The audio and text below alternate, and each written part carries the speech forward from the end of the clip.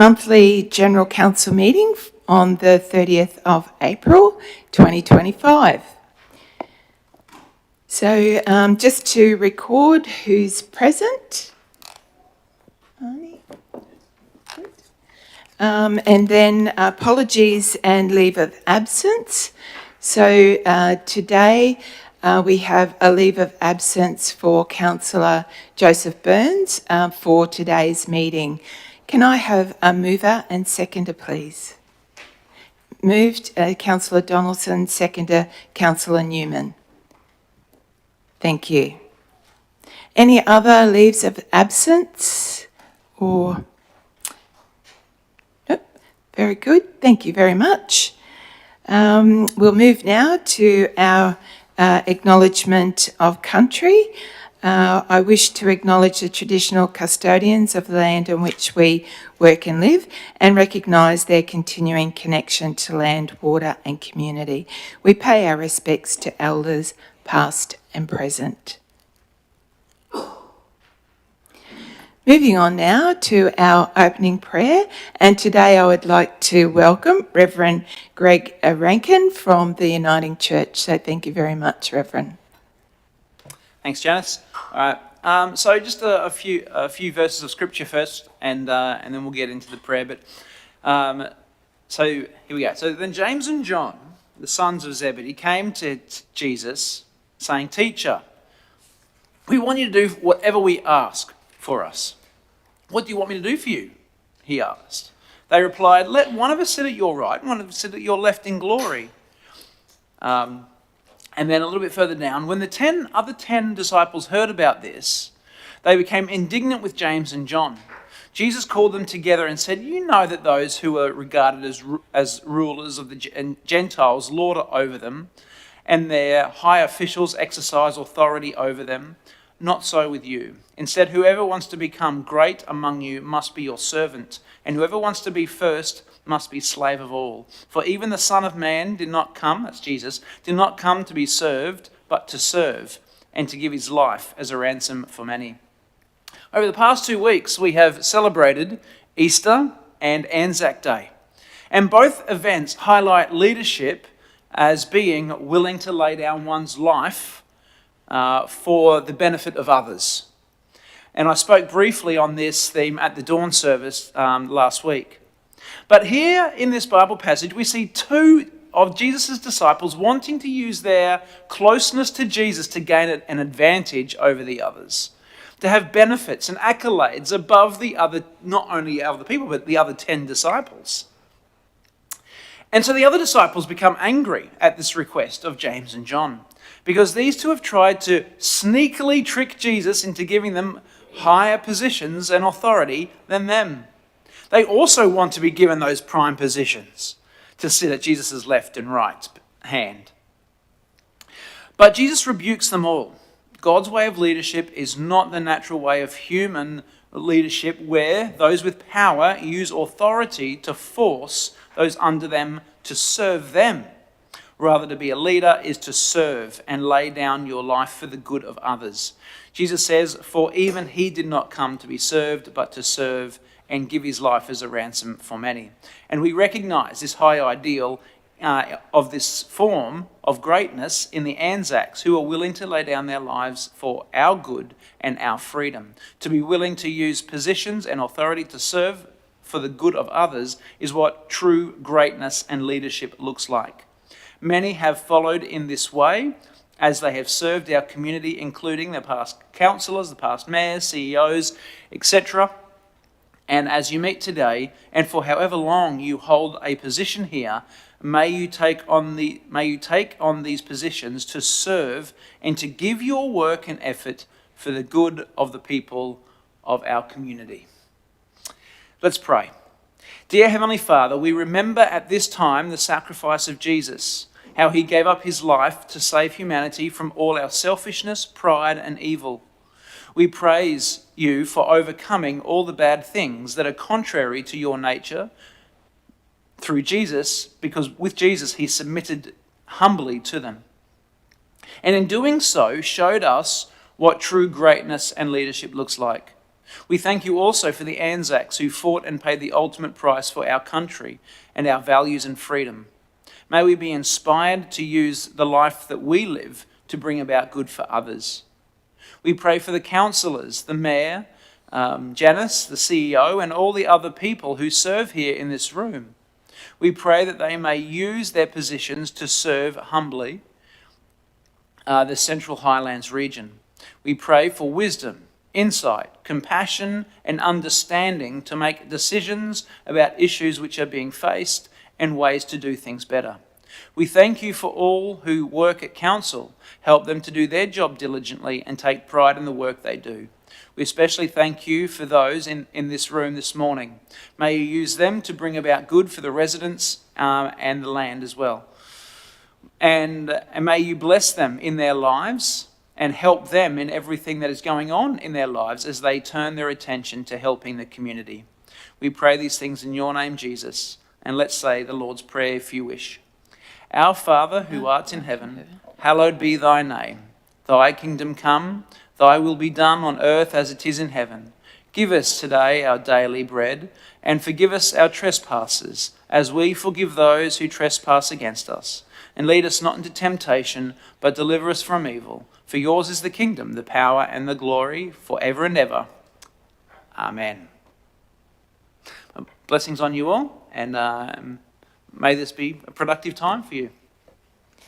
Thank you very much, Reverend Greg, and thank you very much for reminding us to be humble leaders as councillors and staff, and confirm that our role is about serving the community, and definitely heard your words there about taking the lead from the values that have been set down by Anzacs and through our Anzac ceremonies that we have each year. So thank you very much. We hope you have a beautiful day.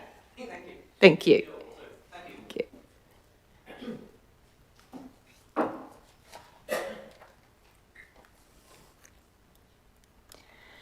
So moving on to our next agenda item, which is confirmation of the minutes of the previous meeting on the 26th of March 2025. So can I have a mover, please? And seconder? Mover, Councillor Wilkins, and seconder, Councillor Hindmarsh. Thank you. So if there any business arising out of those minutes?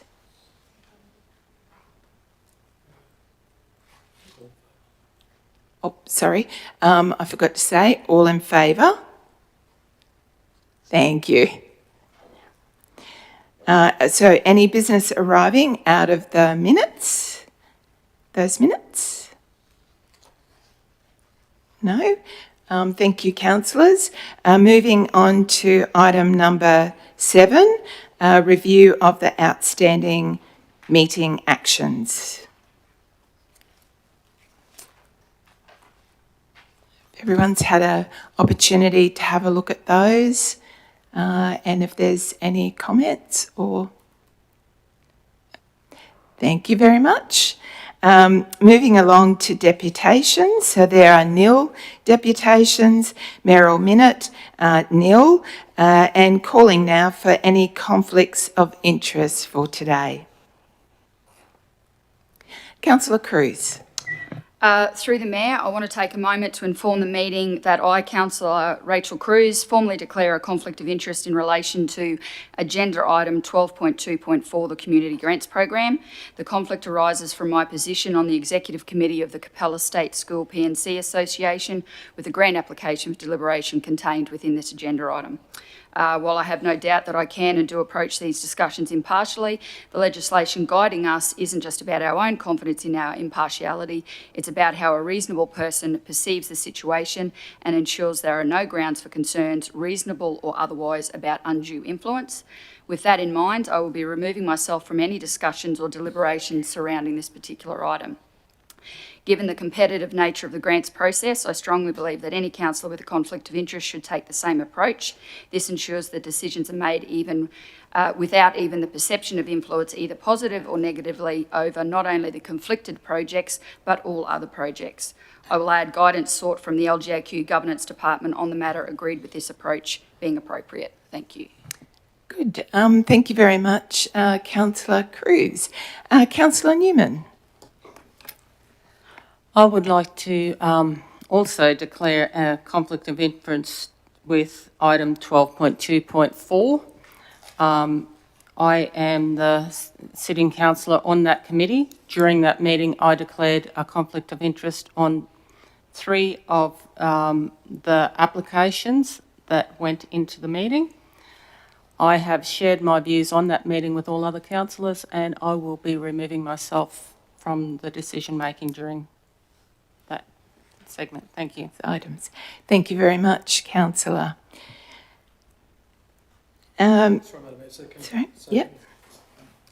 So, Councillor, are you removing yourself for that report itself in its entirety? Yep, thank you. Okay, thank you. And Councillor Cruz, you're removing yourself for the entirety of the report as well, or just the? Through you, Mayor, for the entire agenda item. Okay. Thank you very much, councillors. Thank you. Moving on to petitions. So, Mr. CEO, are there any petitions today? No petitions received, Madam Mayor. Good, thank you very much. Moving now on to section 12, which are the decision action reports. And the first report is item 12.1 from the Chief Financial Officer. So it's a monthly financial report for March 2025. I hand over to Arun Diaz, our Chief Financial Officer. Thank you. Sorry, we're going to do the mover and seconder before we have the information represented. So can I have a mover and a seconder, please? Mover, Councillor Donaldson. Seconder, Councillor Hindmarsh. Thank you. Thank you, Madam Mayor. Good morning, councillors. In accordance with Section 204 of the Local Government Regulations 2012, a local government must prepare and present a financial report at a meeting of a local government once a month. This report must state the progress that has been made in relation to the budget for the relevant period of the financial year. This report presents the financial performance of Council for the period ending 31st of March 2025, measured against Budget Review 2, which was adopted by Council on the 31st of March this year. I now hand over to Manager of Finance, Helen Kirby, to take us through the report in detail. Thanks, Helen. Thank you, CFO. Through the Chair, and good morning, councillors. So as the CFO said, this report provides an overview of the year-to-date position and performance at the end of the third quarter, measured against the recently adopted Budget Review 2.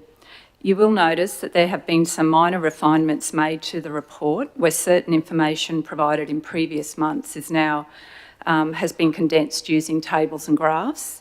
Additionally, some data, such as the financial sustainability ratios, is now provided as an attachment instead of in the body of the report. These refinements aim to improve readability and have been made without impacting the level of data and information previously provided.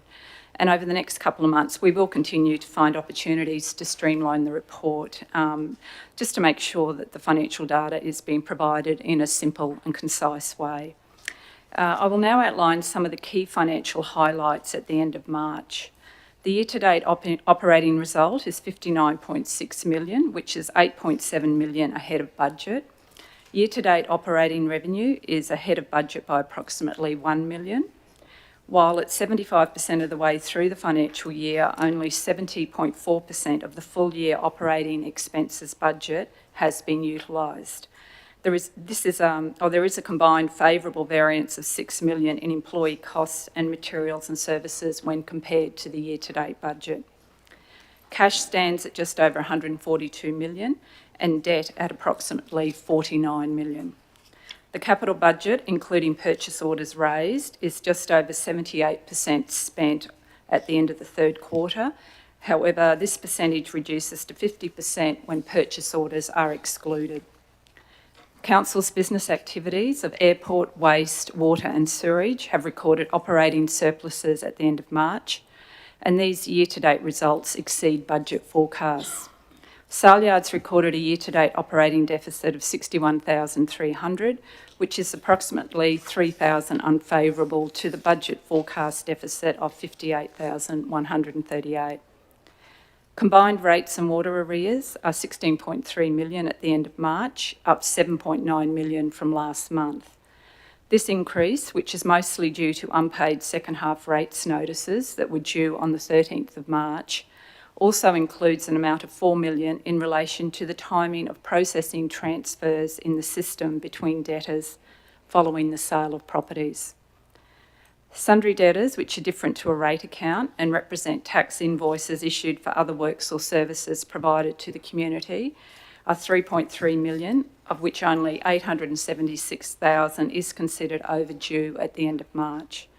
Included in this amount are longer-term arrears over 90 days of 203,000, which are being monitored and followed up with assistance from the relevant departments and, if appropriate, our internal legal services team. In relation to procurement activities, the year-to-date local spend at the end of the third quarter is 12% lower than the amount spent on suppliers outside the region. In closing, the recommendation is that Council adopts a monthly finance report for the period ended 31st of March 2025. Thank you, and I'm happy to take questions on the tabled report. Thank you, Finance Manager Helen. I'll hand straight over firstly to Councillor Donaldson as the mover of this report for any comments, if you would like. Thank you. I have no comments. Sorry. Thank you. If there's any other comments for and against?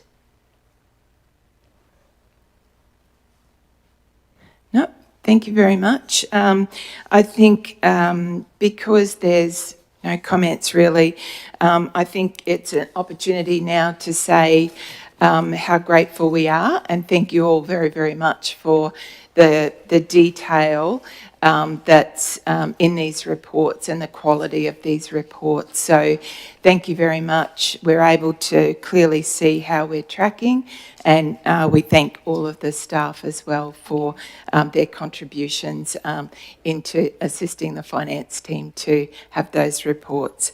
So I'll put the recommendation as on the screen for the monthly financial report, March 2025, to be adopted. So we have a mover and seconder. So all those in favour?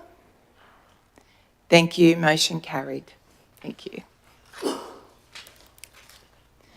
Moving along to item 12.1.2, sale of land proceedings, notice of intention to sell.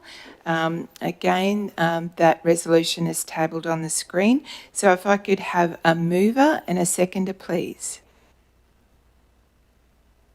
Mover, Councillor Cruz. Seconder, Councillor Whiteman. Just handing over now to our Chief Financial Officer, Arun Diaz. Through the Chair, Councillors, this report seeks approval to initiate a statutory sale of land procedure under Section 140 of the Local Government Regs 2012 for properties with unpaid rates or charges exceeding 3 years. The legislation provides a local government with power to sell or acquire the land if there are overdue rates or charges on the land, and some or all of the overdue rates or charges have been overdue for at least 3 years. Just to note, councillors, the supporting information is considered confidential to the report. I will now hand over to our Manager of Finance, Helen Kirby, to present the report in detail. Thanks, Helen. Thank you, CFO, and through the Chair. The first step when commencing a sale of land procedure is to give a statutory notice called a Notice of Intention to Sell to all interested parties in the land pursuant to Section 140 of the Local Government Regulation 2012. Interested parties include the registered owner of the property and any other party with an interest in the land that may be affected by council's action.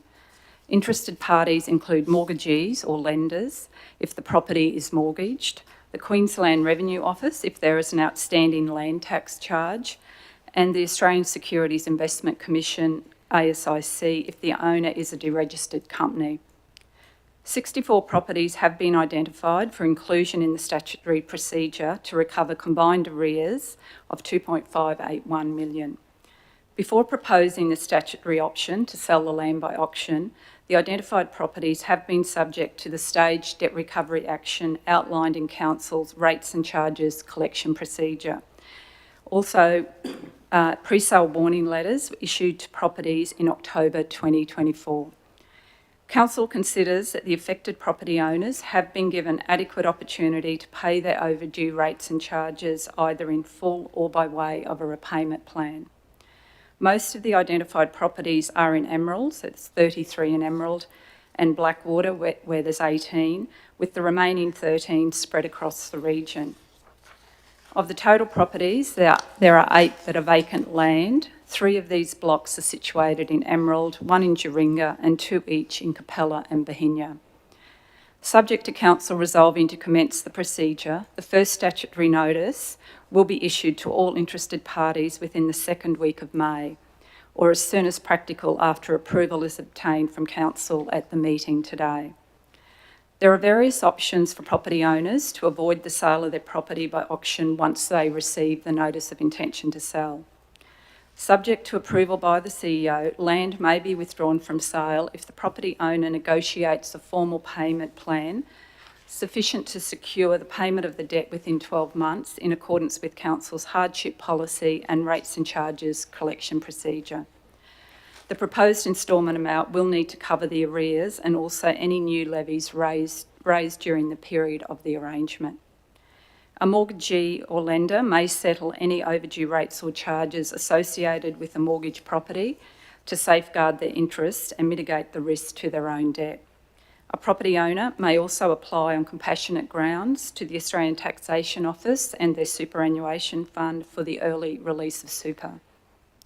If the overdue rates and charges are not paid in full or an acceptable payment plan negotiated within 3 months after the issue of the statutory notice, Council will start the procedure to offer the land for sale by auction by issuing an auction notice in September, with the auction itself to be held in late October or early November 2025.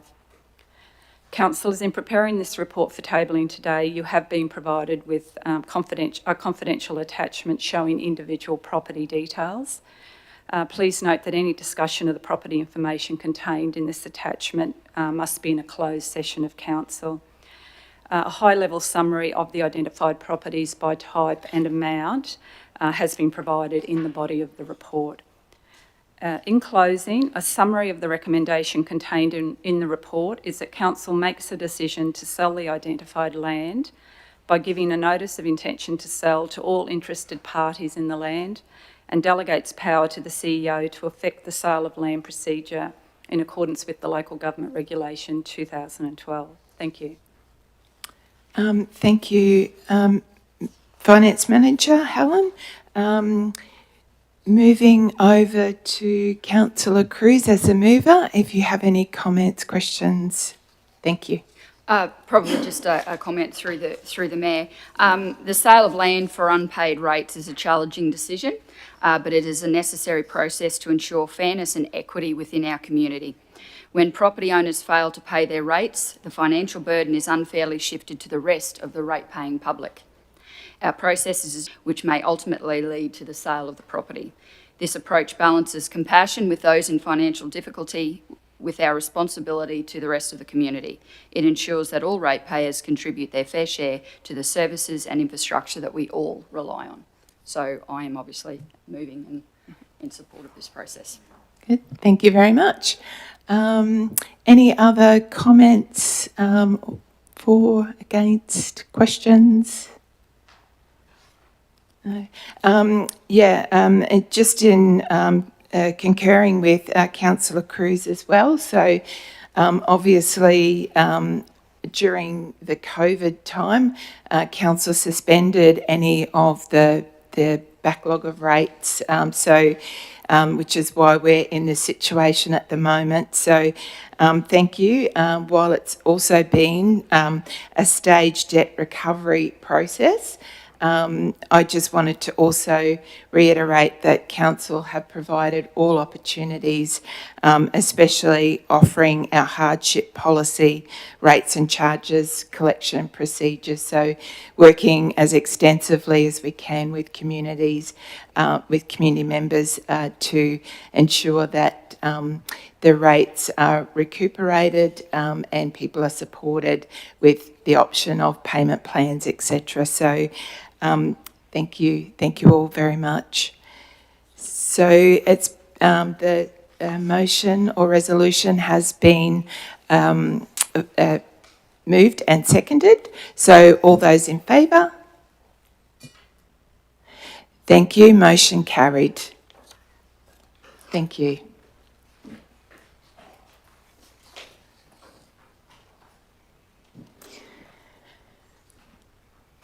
Moving on now to item 12.2.1, Economic Stimulus Application R306, Standard Proprietary Limited.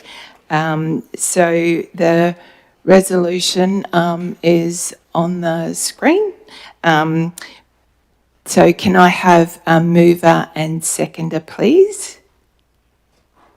Mover, Councillor Hindmarsh. Seconder, Councillor Wilkins. Thank you very much. Handing over now to General Manager Communities, Adrian Burns. Thank you, Mayor. Thank you, councillors, for allowing us to come speak to you on this report today. We will take the report as read. This is the latest in the next round of the economic stimulus policy grants. We are seeking a resolution that council approves the economic stimulus policy application for Stedron. I have Sarah Ronfelt here with me to answer any salient questions. However, as I said, we will take the report as read and happy to hand it over to you.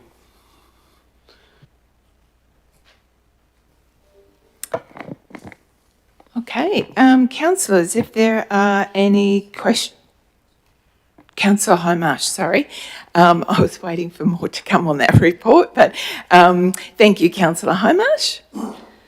Thank you. Through the Chair, this is a long-standing Australian privately owned company which has been providing vital services to the Central Highlands and surrounding regions for decades. With this application, they are committing to expansion and further supporting services into the future, worthy recipient of Council's economic stimulus policy benefits. Thank you. Thank you very much, Councillor Hindmarsh. Do we have any other comments, questions? Councillor Wilkins. Just a comment. As Councillor Hindmarsh said, they're a long-standing business. According to this, they've had the initial business was established in 2005, and now they're going to expand. And they're staying in Emerald, or in the Central Highlands. So I think it's a really good application, if you like. Good. Thank you very much. Any other comments or questions?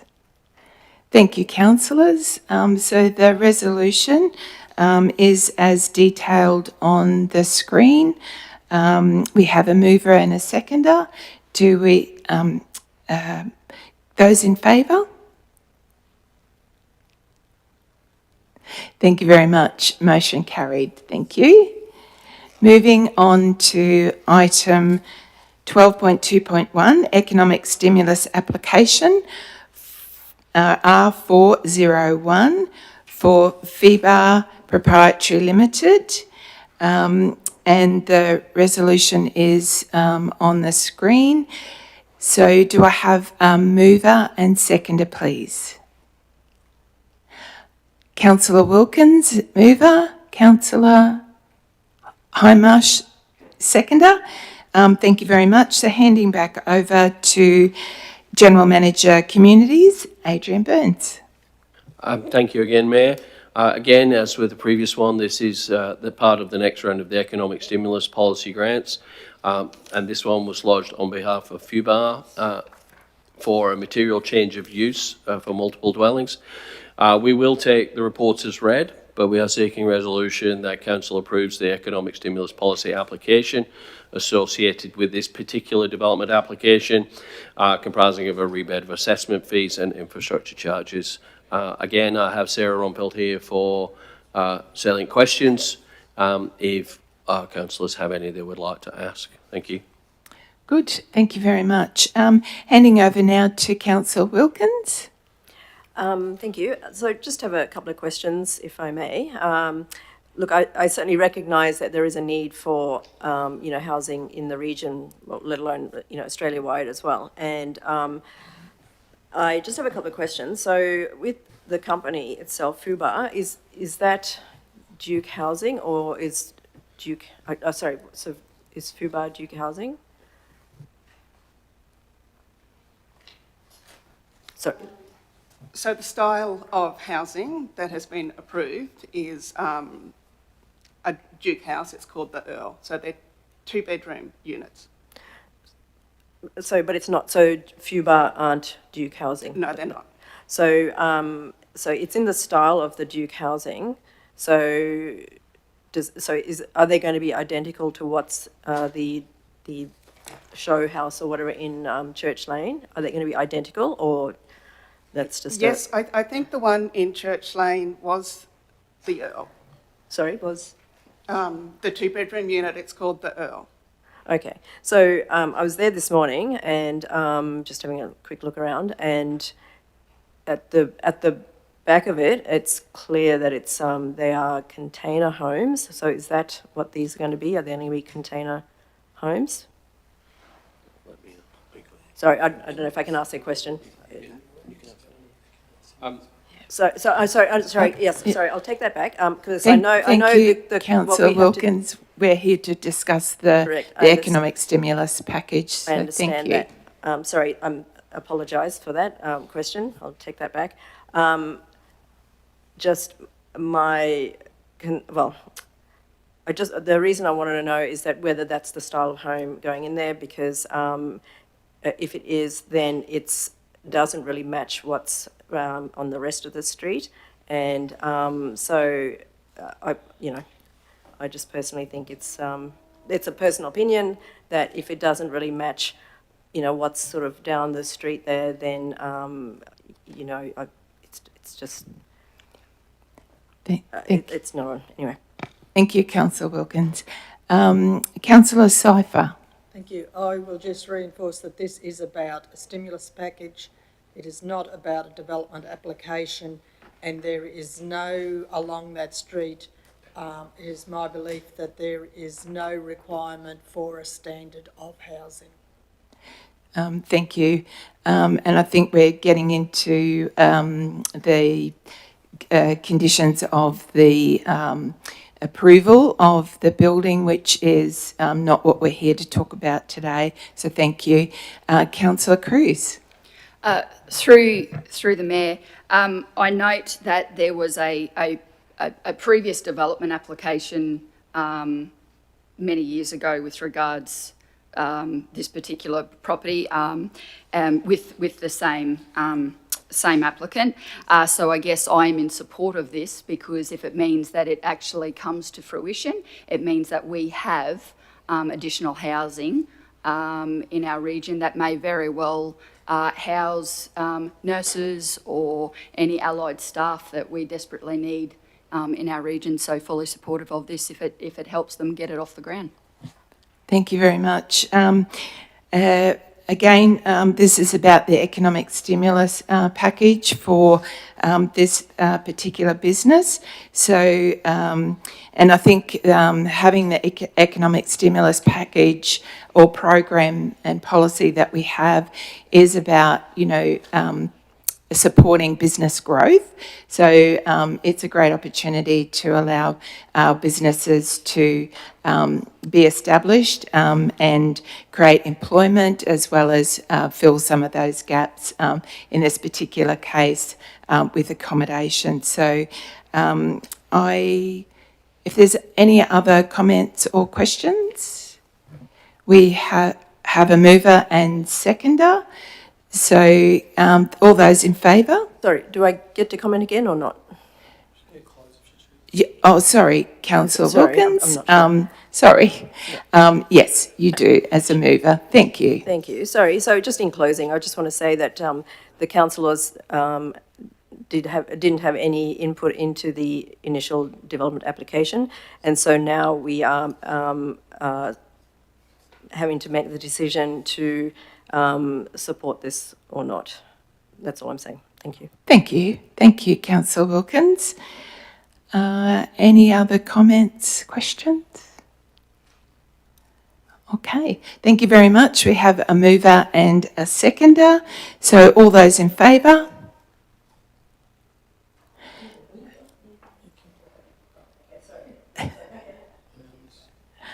So all in favour? Motion carried. Thank you very much. Moving on now to item 12.2.3, which is the Central Queensland Regional Organisation of Councils Waste Implementation Plan. So the resolution is on the screen. So I'll have a mover and a seconder, please. Mover, Councillor Whiteman. Seconder, Councillor Newman. Thank you very much. And handing over now to General Manager Adrian Burns. Thank you, Mayor. Thank you, councillors. Vito Martins is not available to be here today to answer the relevant questions, so I'm afraid you've got me. He is the subject matter expert and I'm sure would be better placed to answer questions, but in his absence, the purpose of this report is to present the implementation plan for the Regional Waste and Resource Recovery Management Plan for Central Queensland. Back in 2003, the plan was endorsed by the CHRC board. Work has been ongoing on it then. From that time to now, the plan has been formulated and council are seeking endorsement, or officers are seeking endorsement of the actions within that Regional Waste and Resource Recovery Management Plan so that we can confirm our support with the CHRC board and so that the CHRC board can continue to pursue state government funding for the support of this program. In terms of the actions within the plan, the actions are predominantly actions that council would be undertaking anyway or have determined that we would wish to undertake. At this point in time, there is only in-kind cost to council, and some of the actions are caveated that they would only be pursued by council with external funding. Taking that as it is, I will take the report as read, and if anyone has any questions, I'm more than happy to try and answer them. I believe the CEO and the Mayor attended the last board meeting, so they may also be able to support if the questions are something that I'm not aware of. Thank you. Thank you very much. And Councillor Cruz attended online for that meeting, so thank you. Sorry, Councillor Cruz. Very good. Handing over now to Councillor Whiteman. The waste disposal process in Central Highlands, because of our large geographic area, is quite an expensive process. It's important to note that the decisions or the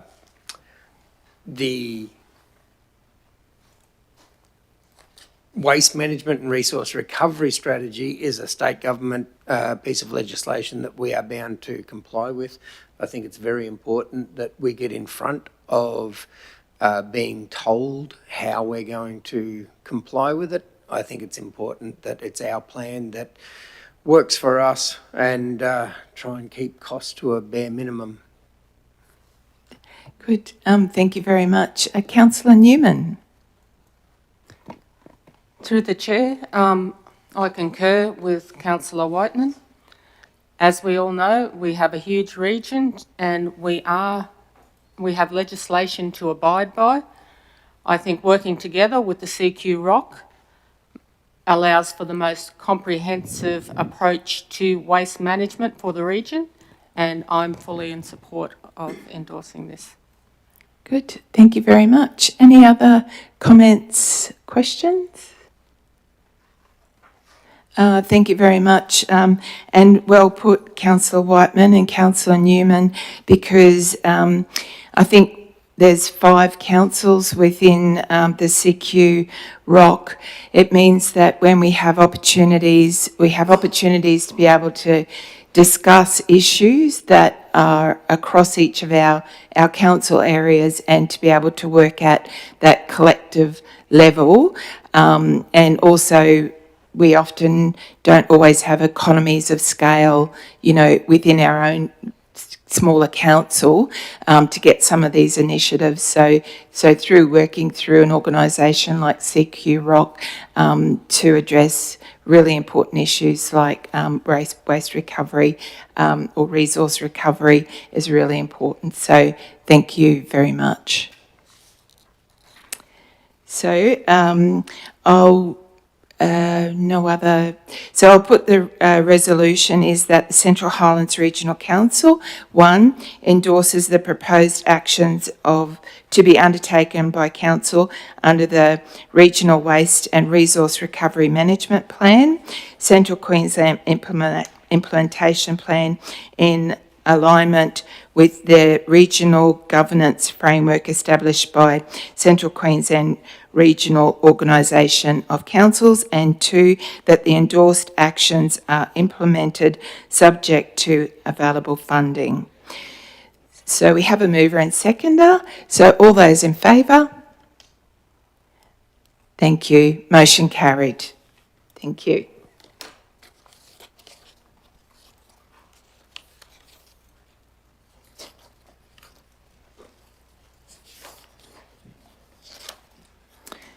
So moving on now to item 12.2.4, Community Grants Program, Round 1, 2025. And thank you to Councillor Cruz and Councillor Newman, who've declared their conflicts of interest, are now leaving the room. Can I call for a mover and seconder, please? Councillor Hindmarsh, and seconder, Councillor Donaldson. Handing over now to our General Manager Communities, Adrian Burns. Thank you. Thank you, Mayor. Thank you, councillors. As councillors would be aware, the Community Grants Programme provides opportunity for community groups and organisations to seek grants to support their local projects within the community. This contributes to the quality of life and livability of the Central Highlands. The programme runs 2 rounds per year. The Community Grants Programme offers community the opportunity to apply for grants in 3 categories: Community Assistance Grant, a Sport and Recreation Assistance Grant, and a Community Improvement Grant. This year, the allocated budget for that programme is $330,000, shared between the 3 categories. A total of $205,441 was available for this round. Officers are seeking Council approval to award the grants as highlighted and detailed within the report, and approval that we can advise those applicants of the success or otherwise of the grant. I have Lehigh Duncan with me here today. He will answer any salient questions. As Councillor Newman has already referenced, she is actually on the assessment committee and did attend the assessment meetings, and Councillor Burns is also on that assessment committee but was unable to attend this particular meeting. Should anyone have any questions regarding the report, we are more than happy to try and assist in answering them. Other than that, we'll take the report as read and hand back to councillors. Thank you.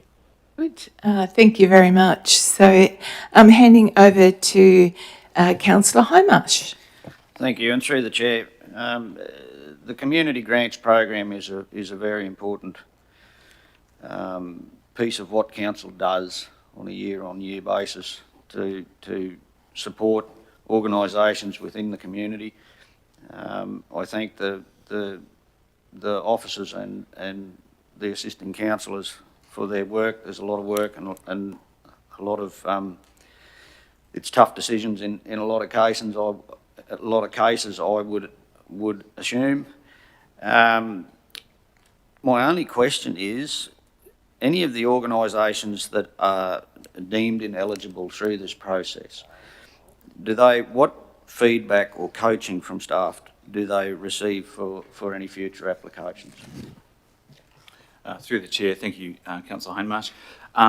It is a case-by-case basis. Council officers are always willing to support different groups to make it as straightforward as possible. So some groups will have an eligibility issue where they are just simply not eligible under our criteria. For example, they may not be a group that has been incorporated. They may not have an auspice, so we can support to kind of connect them in with someone like that to auspice for them. In other cases, it may be that they are eligible, but they're unsuccessful because of the quality of their application or their idea. And so again, we can provide feedback on that specifically and work with them to either reapply in another round. And yeah, it's just kind of staff working with that group to kind of refine their proposal. But at the end of the day, obviously, it is up to the assessment panel to make that final decision. Thanks. Good, thank you very much. Councillors, any other comments or questions? Councillor Wilkins. Sorry, just a couple of comments or questions, or both. So, is it possible to like vote on like some or is it just all or none in this situation? Through you, Councillor, through the Mayor, sorry, Councillor Wilkins. In this instance, it is voting on all the applications in the report. Officers have discussed this, and for future reports, we are going to bring them individually. However, we could, if necessary, amend the resolution here to separate them out, but in actuality, as it sits, you're voting on all the items in the report. Okay, so just a couple of questions. So there's a couple of applications for, like, from the Gemfields Library Club and the Springshore and District Men's Incorporated. They've requested the full amount. Now, and my understanding is that these have to be acquitted in the next 6 months or so. So is that all they need, or do they need more to, to get that men's shed, or to for the Gemfields Library Club to, do they need more to build their extension and stuff like that? And if so, what if they don't get enough funds to be able to use that money to acquit in that 6 months? What happens to that money then? Through the Chair, thank you, Councillor Wilkins. Those are really good questions. So with our community grants program, they are retrospectively paid, the funding. So they will spend money and then through their acquittal process, basically invoice council for the funding that we've allocated for them. So if they are unable to raise any other funds, then council will not then be able to release the funds to them.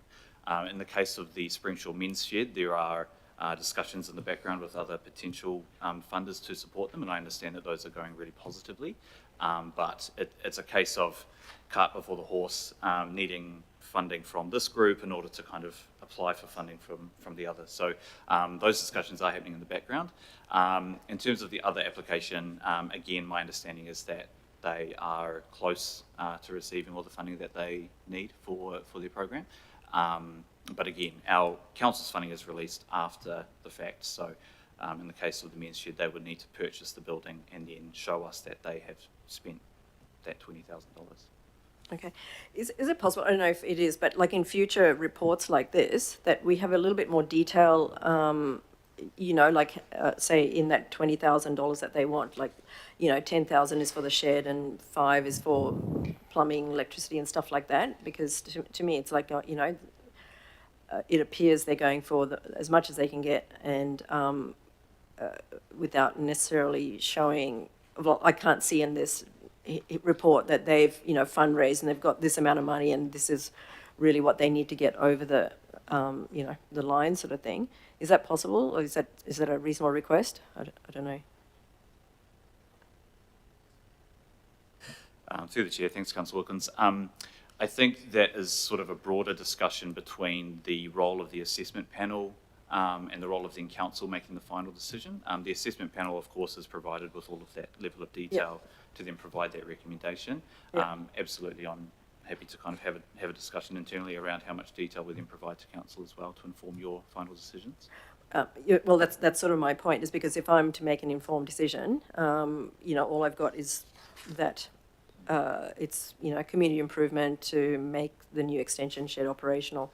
It's to me, if I'm going to spend ratepayers' money, I would like to know that it is actually, you know, worthwhile sort of thing too.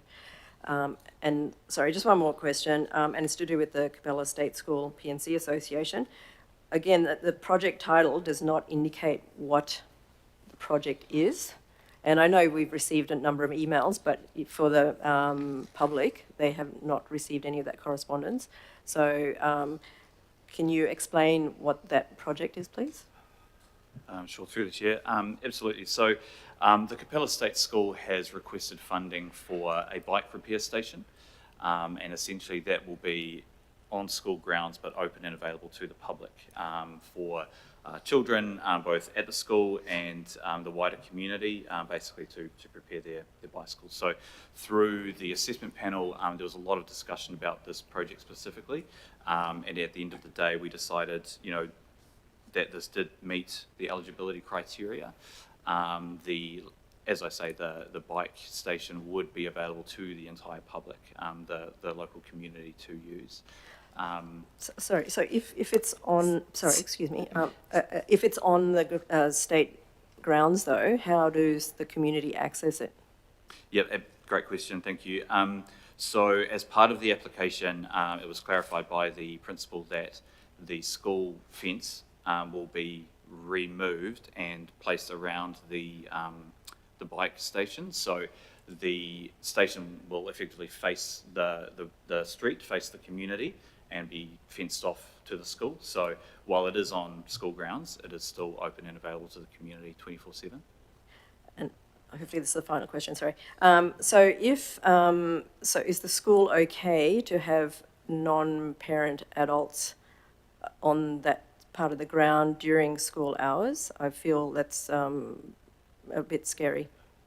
Yep, that's a fair question, thank you.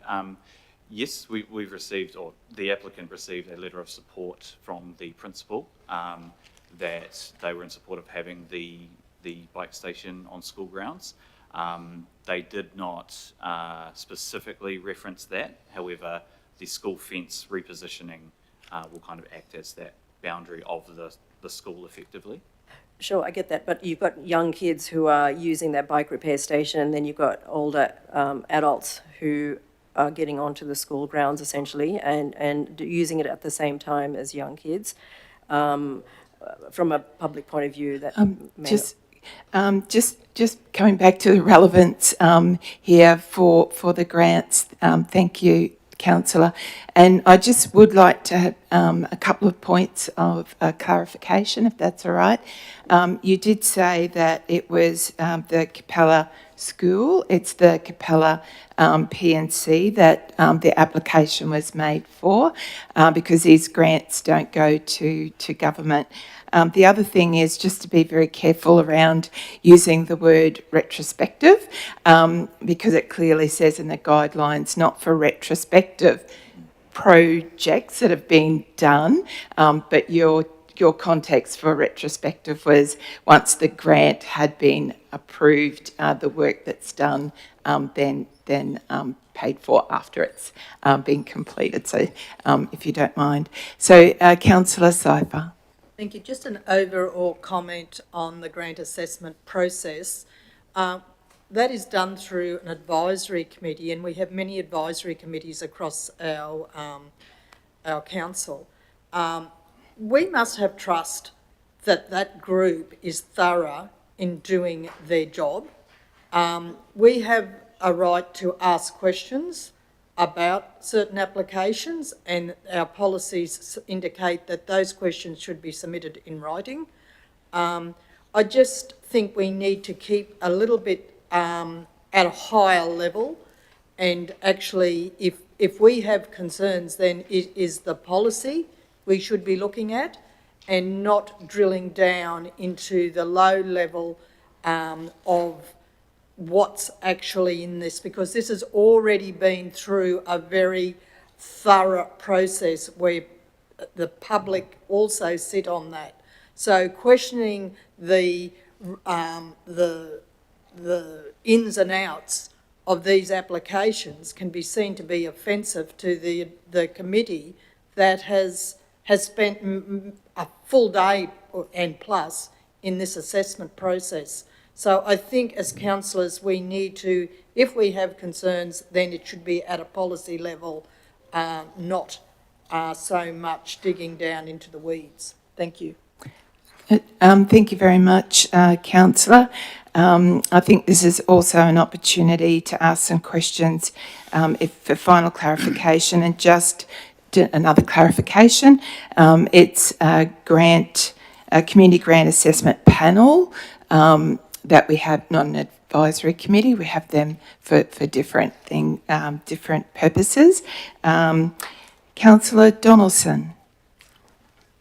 My comment, more of a comment through the chair, is I think my personal view is that yes, I've got full trust in the panel, because they do spend a lot of time on this, and there has been a few controversial sort of decisions made, but I think as councillors we have to put our trust in the professionals, because I know for a fact with myself, I'm not a community grants person. Simple as that.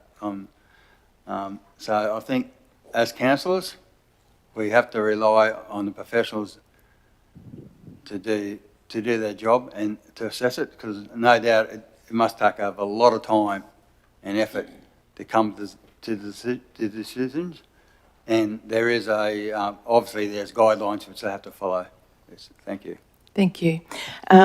Absolutely agree. And their recommendations from the grants panel. So as a council, we do have part of that due diligence is whether we have oversight as to approving some and not others, or all of them. So just a point of clarification there.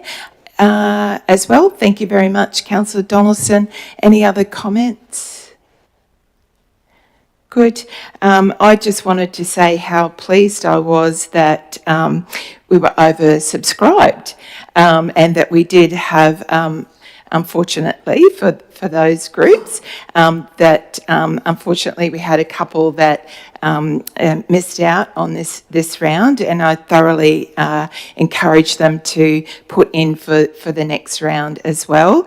It's exciting to think that we have 18 applications right across, I think it was over 10 communities across the region. So absolutely, as councillors have said, we thank all those volunteers who work for all of these committees for putting in their applications, and we thank all the members of the Community Grants Assessment Panel for their oversight, commitment of time and rigour in assessing these applications.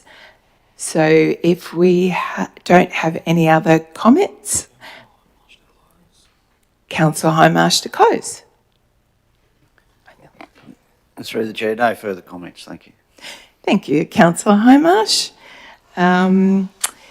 Very good. So I'll put the recommendation or resolution that the Central Highlands Regional Council approves $201,741.21, excluding a GST, in round one of the Community Grants 2025 to fund the 18 applications listed below per the current Community Grants Program Assessment Panel's recommendation and guidelines.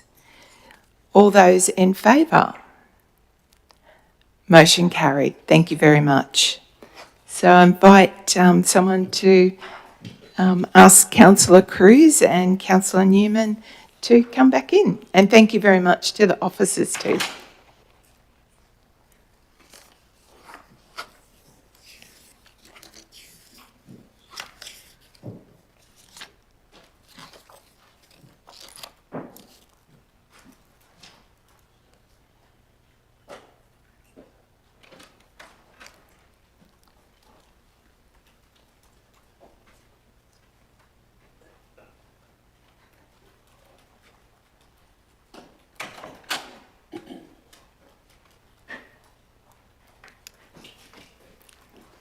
Good. Welcome back, Councillor Cruz. Welcome back, Councillor Newman. Thank you very much. Moving on to the next item, which is 12.2.5, Event Assistance Grant for Emerald Show Society. So if I could have a mover, please, and seconder. Councillor Hindmarsh and Councillor moved and Councillor Wilkins seconded. So thank you very much. Moving over to General Manager Communities, Adrian Burns again. Thank you. Thank you, Mayor. Thank you, councillors. This report is one of our round of grants support programs. It is an event assistance grant report for the Emerald Show Society. And officers are seeking approval that the council approves a sponsorship request from the Emerald Show Society for the Emerald Agricultural Show this year to the value of $17,108. I have brought Belinda Cress with me, who's the Acting Manager Parks and Recreation. This is actually Belinda's first council meeting, so she's a little nervous. And I will hand over to her for salient questions, but she does have one or two points she's just going to raise before we go to questions. Thank you. Welcome, Manager Belinda. Thank you. Thank you, General Manager Burns. Through the chair, good morning, councillors. As Adrian has, General Manager Burns has confirmed, a proposal's been received from the Emerald Show Society seeking approval for sponsorship to the value of $17,108.16. This request consists of a combination of a cash component of $11,276.16, an in-kind component of $2,832, and a fee waiver component of $3,000. I draw your attention to page 2 of this report, which contains a breakdown of these said components. Historically, Council has provided sponsorships to the Show Society in 2022, 2023 and 2024. Previous requests received were for higher amounts as they were to support the show as well as other events such as the Field to Fine Dining. This request is solely for the 2025 agricultural show. And yeah, thank you for your time to consider this proposal. We hand over to you, councillors, for any questions. Good. Thank you very much. Councillor Hindmarsh. Thank you. Through the chair, I've got a list of about 15 questions here for you. No, I don't. This is pretty straightforward. Yeah, and I don't really have any comment other than that. Thank you. Thank you, Councillor Hindmarsh. So over to Councillor Whiteman. Just a comment, really. It's important for the society out here that these agricultural shows continue. Agricultural shows tend to come and go in their popularity, but we should never expect them to be businesses in their own right. I think that the support for the Emerald Show is absolutely appropriate. Thank you, Councillor Hindmarsh. Councillor Newman. Through the chair, The Emerald Show is one of the signature events, I suppose, for the region. Everyone looks forward to the show. I just have one question. In how many other show societies do currently we use this funding?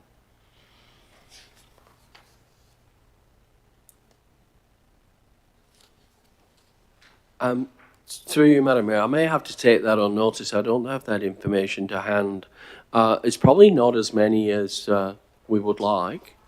Off the top of my head, maybe Springshaw, but I would have to take that one on notice, I'm afraid. I can send council some information after the meeting. Thank you. Good. Thank you very much. Councillor Cypher. In previous years, we allocated certain amounts of money, and the Springshaw Show Society never ever requested any. The other shows, including Comet, were all allocated, but under this new policy they have to apply, so maybe they're not aware of that as yet. Thank you, Councillor Cypher. Thank you. Councillor Cruz. Through the chair, just fully supportive of this and the shows across the region. We had a similar application a month or so ago, just with regards traffic management. And due to constraints, it was going to be put through, there was a contractor arrangement. I'm just making sure with this in kind and the traffic management, is that going to suffice? I guess my question is, if this situation arises where contractors have to be engaged to supply that in kind, what happens with the level of contribution there? Through you, Madam Mayor, I may answer that if that's appropriate, or Jason could answer that. General Manager Houlihan. Yeah, thank you, Councillor Cruz. So for the Emerald Show, the traffic management is very different to the event a month ago, which I think was the Sunflower Festival. So for the Emerald Show, it's a static traffic management situation. So we put event in progress signage up a couple of days before the event, and some restricted parking areas through some bunting along the Capricorn Highway. So it's our staff will install that probably around the Monday prior to the event, and it'll just stay in place. So it's a very limited cost compared to a moving event such as the Sunflower Festival. Excellent, thank you. Thank you, Councillor Cruz. Any other comments, councillors? No? Good. Thank you very much. I put the resolution that the Central Highlands Regional Council approves a sponsorship request for the Emerald Show Society for the 2025 Emerald Agricultural Show to the value of $17,108.16. This includes a cash component of $11,276.16, an in-kind component of $2,832, and a fee waiver component of $3,000. So all those in favour? Thank you, councillors. Motion carried. Thank you very much.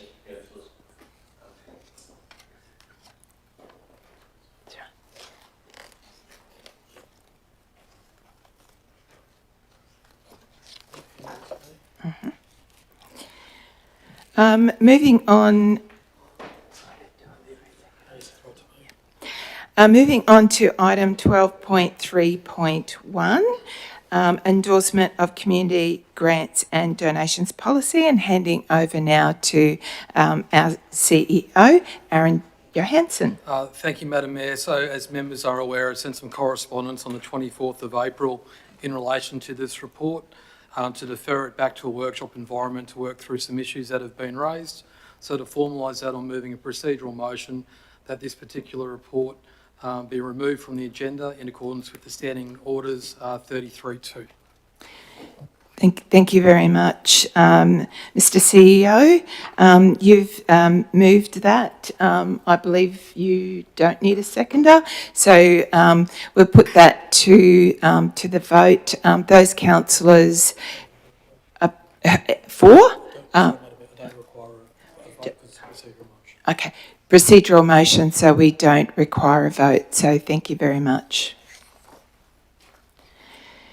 So moving on now to, I think, item 12.3.2, the 2024-25 operational plan, quarter 3 performance report. So handing over to our Chief Executive Officer, Aaron Johansson. Thank you. Oh, mover and a seconder. I keep getting very keen reading these recommendations. So mover, Councillor Cruz, seconder, Councillor Newman. Thank you, Madam Mayor. So I'll take the lead on this one, given it's an all of organisation report. So we are travelling quite well for the last quarter, noting that of the reports, there's only one particular item that has been extended, which is the SCADA system, which the Director of Infrastructure and Utilities will speak to when we get to him. But I'll hand over to the general manager of. I'm going to hand over to the General Manager of Communities, Adrian Burns, to kick off the proceedings, if you like, Madam Mayor. Thank you very much.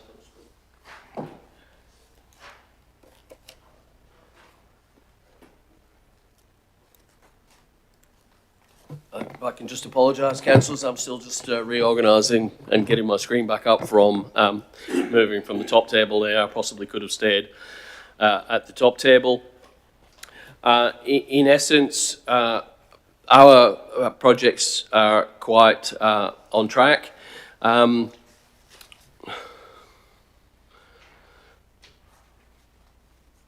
The customer satisfaction survey is underway, and council has, we may have referenced this before, I've had some issues with the company that were undertaking that survey. However, they went into liquidation. We novated that contract. That was all changed, and now the survey tool is underway.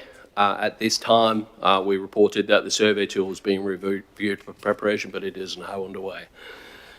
In terms of the other matters, the evacuation planning is been slightly delayed because of some changes in staffing and the fact that we have been sending our disaster management coordinator to assist other councils around the community. And we are still working on the flood mitigation studies.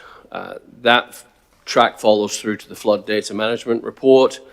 However, when we get to the local disaster management plan review, that has been endorsed by the local disaster management group and is about to be presented to council. So that is definitely on track and going well. The Innovate Reconciliation Plan, as councillors would be aware, we have drafted the Innovate Reconciliation Action Plan. Councillors have reviewed that draft and we have workshopped it further, and that is about to be coming to council, I think, in May.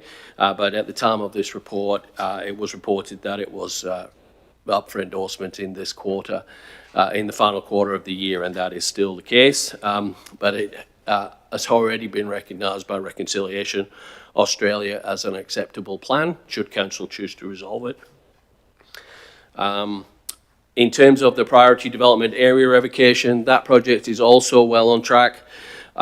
Council resolved last month, although it wasn't in the timeframe of this particular report, to submit the PIC, the project information change to council, to Economic Development Queensland to revoke that PDA, and the PDA are currently, the EDQ are currently in negotiations with us about that, and we're hoping that early in the next financial year we'll be bringing something back to council about the progress of that particular project.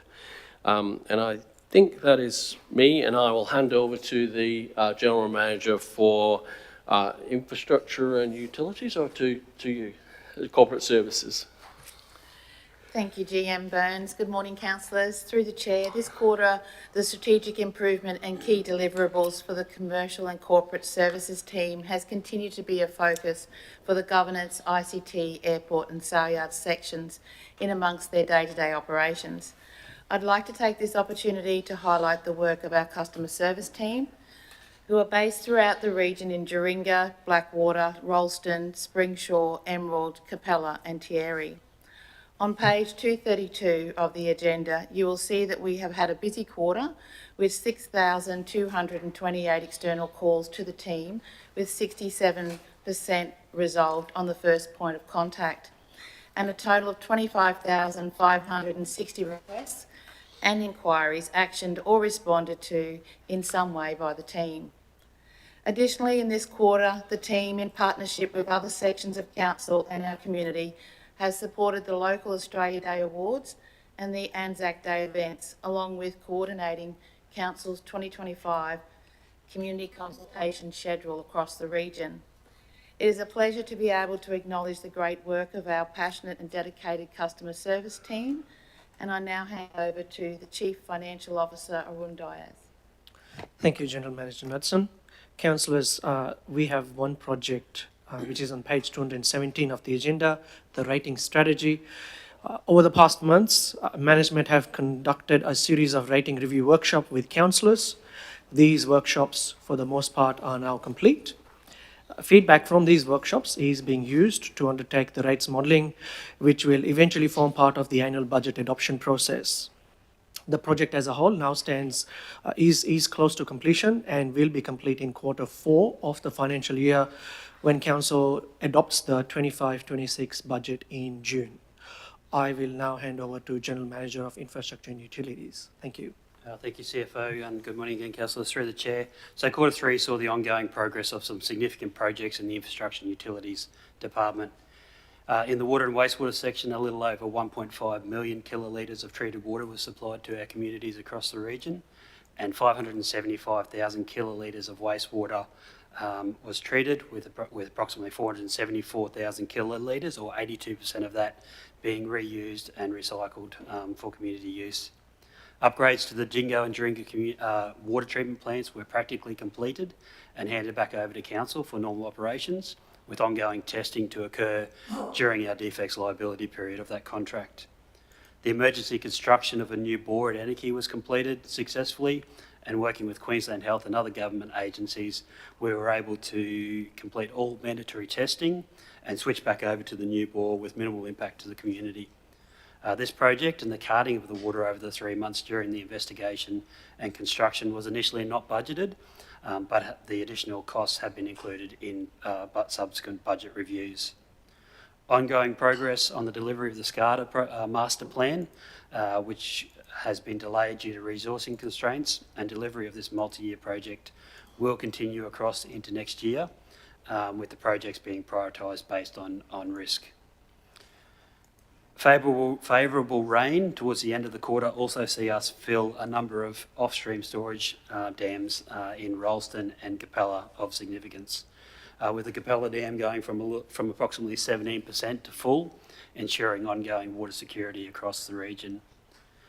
During Q3, approximately 700 kilometres of roads, rural roads, were graded across the region, and ongoing applications are progressing with additional gravel pits across the region for construction and maintenance.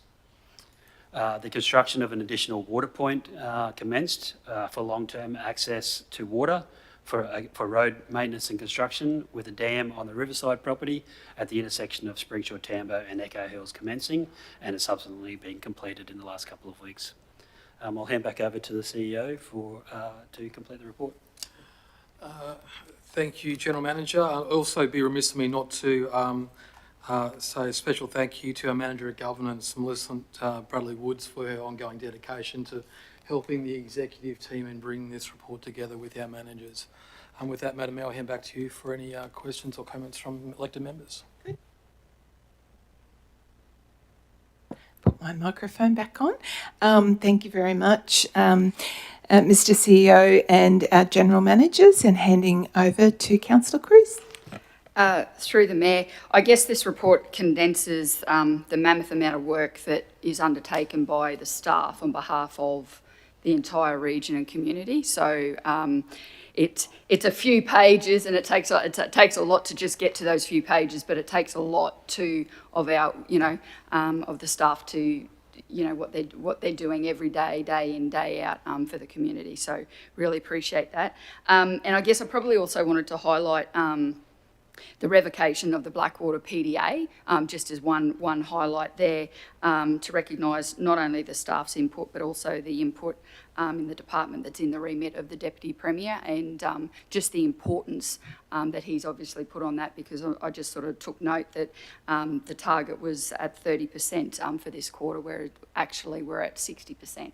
So that's terrific after such a long lag, which was outside of Council's hands.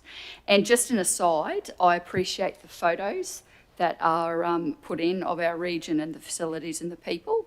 And I particularly like the photo on page 238. So I'm not sure what archive that was taken from, but I took that photo on January 20th in 2015. And as a bit of trivia, the storm was as wild as it looks, and I was standing out the front with the then Mayor Peter Maguire, and he just looked at me and he said, "You better get out of Dodge." So I did. Thank you. And thank you very much, Councillor Cruz. It's a fantastic photo. I think you might have submitted it at the time to a competition we were having when we were doing the community plan. You had a few in there. No, they were other ones. They were other ones. Fantastic. Yeah, I remember the one with the tractor, actually. So, beautiful. Thank you very much for those excellent words. Thank you. And councillors, any other comments or questions? Councillor Cypher. On page 243, Ranger Services, at the time of writing this report, am I correct in believing that the coordinate, there's 5 vacant positions in Ranger Services? At the time of this report, through you, Madam Mayor, yes, there were 5 vacant positions in Ranger Services. That has changed. I think we've only got 4 now, but one of those has been filled by a new contractor who is looking after the coordinator role. That role is out for advertisement at the moment. We have continuously been advertising for roles in the Ranger Services and been unable to fill them. We did have a number of resignations in a row, 3 senior resignations, where staff actually got better jobs and went to state government. So that was kind of unavoidable, and we couldn't really get out of that. But yes, you are correct, Councillor Cypher, there were, at this time of the report, 5 vacancies. Thank you very much. Councillor Newman. Through the chair, I'd just like to thank the staff for the work done to date. And again, just a couple of comments. The traffic light system isn't through all the documents. It sort of eases the referencing, I suppose, of it. I know you've got dashes to do the percentages, but it's a little bit tricky. Even if we could partially shade those dots, that's just a visual thing, just for ease of reference. And again, on photos, that photo of the Springshaw Main Street is quite a while back as well. Yeah, I did notice that one. Thank you. Thank you very much. Thanks, Councillor Newman. Any other comments, councillors? Very good. I think just in closing, just to thank you very much to all the CEO and our general managers, and reiterating what our councillors have said as well, just so the community knows that every 3 months the staff at council here prepare this performance report to let the community and councillors know about all the progress that have been made on some of these strategic projects that council's responsible for, and particularly some of the proactive practices, while we do, as councillor Cypher mentioned before too, and our general manager communities, we do compete with other organisations to keep staff, but there was particularly some great information in there about the number of training certificates for trainees that we have as well. So thank you very, very much. It is an extensive report. And thank you to all the staff for your hard work. Thank you to everyone who put this report together. And I urge people to jump on our council website and get in, have a read of this quarterly report. It's written for you and all of us to read about what council's doing. So we're very proud of the achievements they've been making. So I put the... Oh, Councillor Cruz to close. Sorry. Good. Thanks, Councillor Cruz. So I put the resolution that Central Highlands Regional Council receives the Central Highlands Regional Council Operational Plan 2024-25 Quarter 3 Performance Report. All those in favour? Motion carried. Thank you very much. We're reaching morning tea time, so I thought, with the councillor's approval, that we might adjourn now for morning tea, and so half an hour. So if councillors are happy with that, so we'll return back here at 10:55 a.m. So thank you everyone online and those in the gallery for coming along and joining us for our council meeting today. We'll catch up with you again in half an hour. Thank you very much.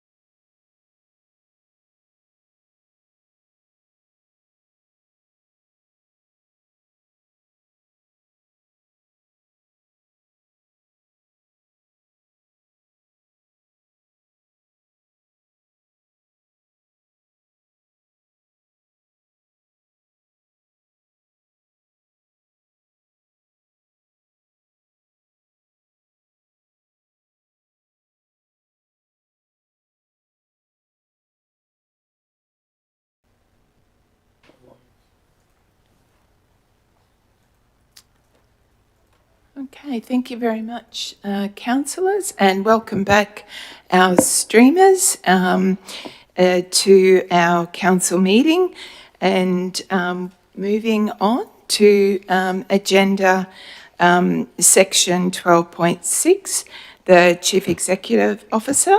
So the item is 12.6.1, Australian Local Government Association, or ALGA, 2025 Regional Cooperation and Development Forum and the 2025 National General Assembly.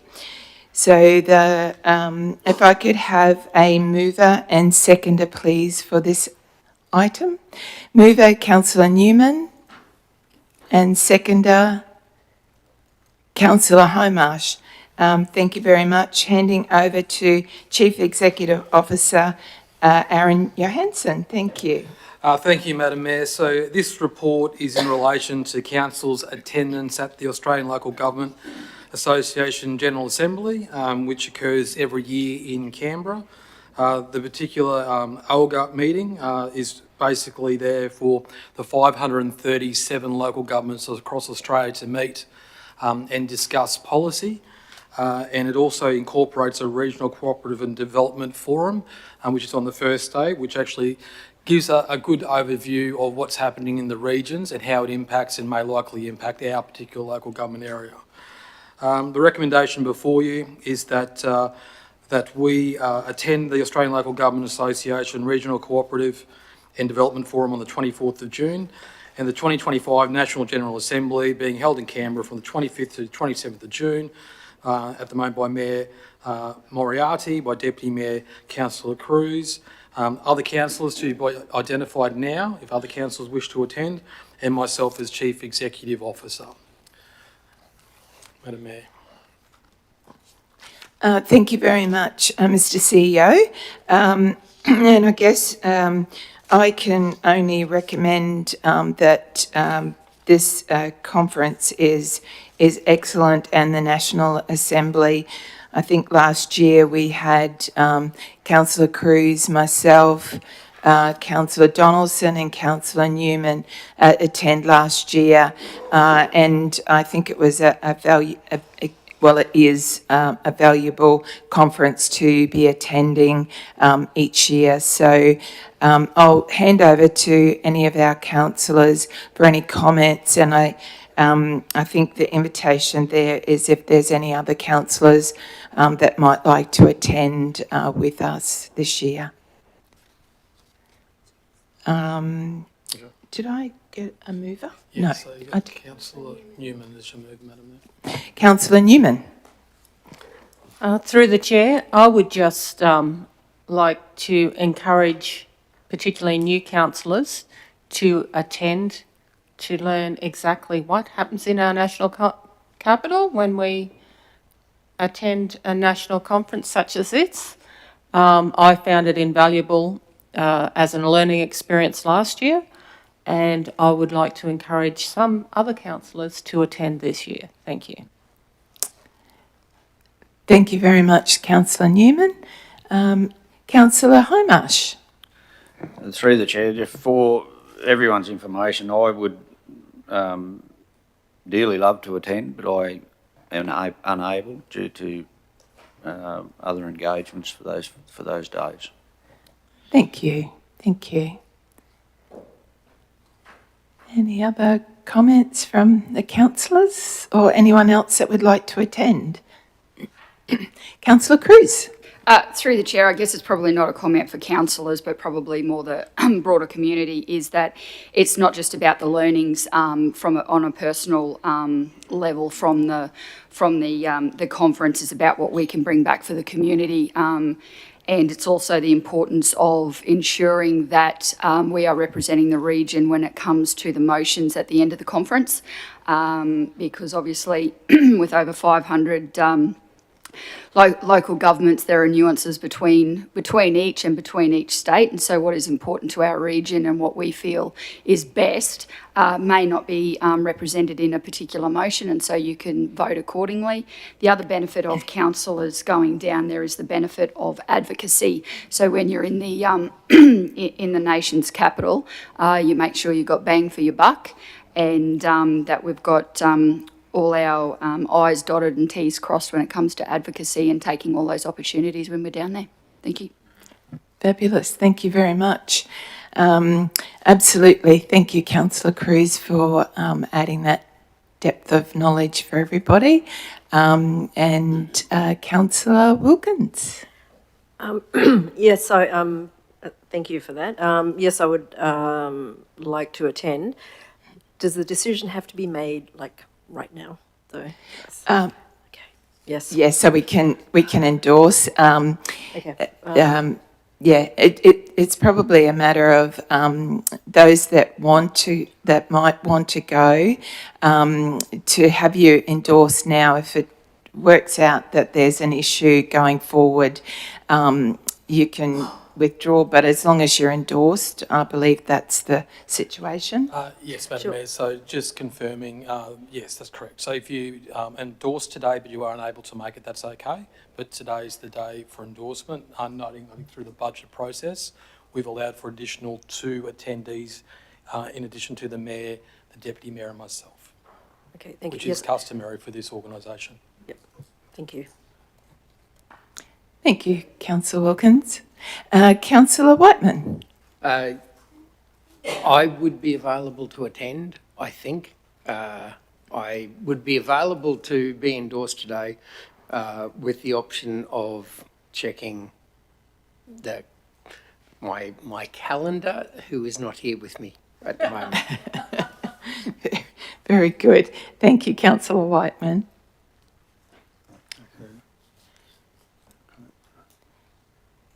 Very good. Councillor Donaldson, sorry. I went to the conference last year and found a very good learning experience. But one of the main things that come out of that conference for me was not only the advocacy part of it, but there's a huge difference in opinions between the city councils, I mean, talking about the main cities on the east coast mainly, and us country councils. Now, if we're not representing our position in the bush, I can tell you now, we'll just get railroaded. And that was the biggest shock for me when I went there was, in my opinion, some of the councils have got, how can I put this nicely? Very different opinions to a lot of issues that we have. And I think we have to be there to represent our people in the bush, more or less, not the city, with all the goings on in Australia at the moment. Thank you. Thank you, Councillor Donaldson, and I wholeheartedly support what you're saying, and that is a reality. Yep. Very good. Well, coming back to Councillor Newman for the final comment. Yes, I'd just like to reiterate what all the previous attendees have demonstrated to the others. We need to be a voice for regional Queensland, and we need to be at the Australian Local Government Association National General Assembly to have our voices recognised and our particular unique perspective of regional Queensland put forward, and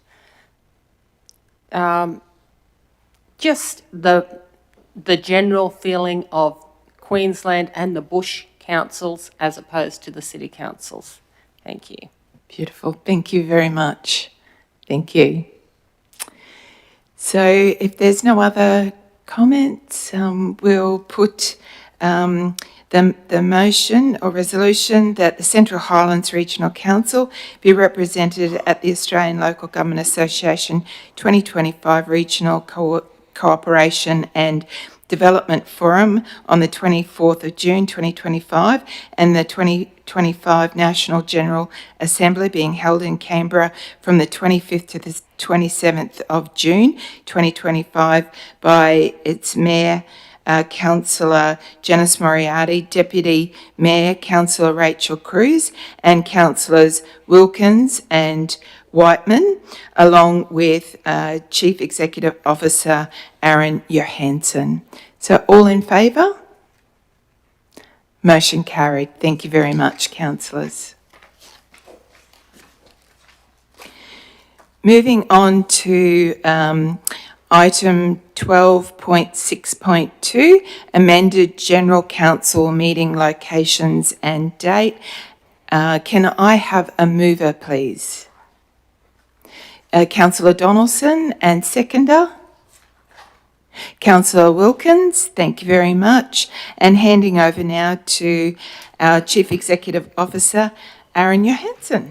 Thank you, Madam Mayor. So, councillors, I will take the report as read, but just as you are aware, so we're looking to change the General Council meeting schedule for the 28th of May from Blackwater to Springsure. So our regular venue at Blackwater is under some maintenance at the moment, particularly electrical issues.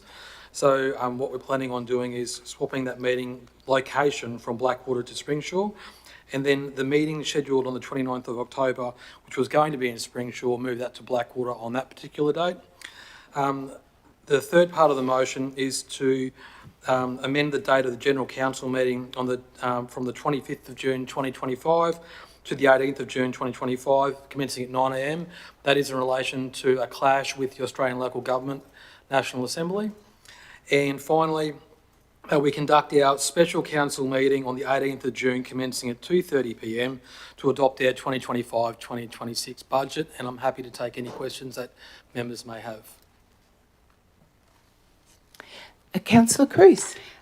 Through the chair, just when we endorsed these dates, was it last year or earlier this year? Just the date on the, the Wednesday, the 28th of May. At the time, there was a clash with that for the 2025 LGAQ Disaster Management Conference. So I'm just wondering whether that has, obviously the Mayor will be sitting, is the chair of the... Yeah, so through you, Madam Mayor, for this year, we are not sending anyone to the DM conference. We did discuss it at length and decided that the council meeting in the region was more important than attending the DM conference for this particular year. Mind you, we are sending a number of staff to it as our representatives. Thank you. Thank you, Councillor Cruz. Good point. Thank you.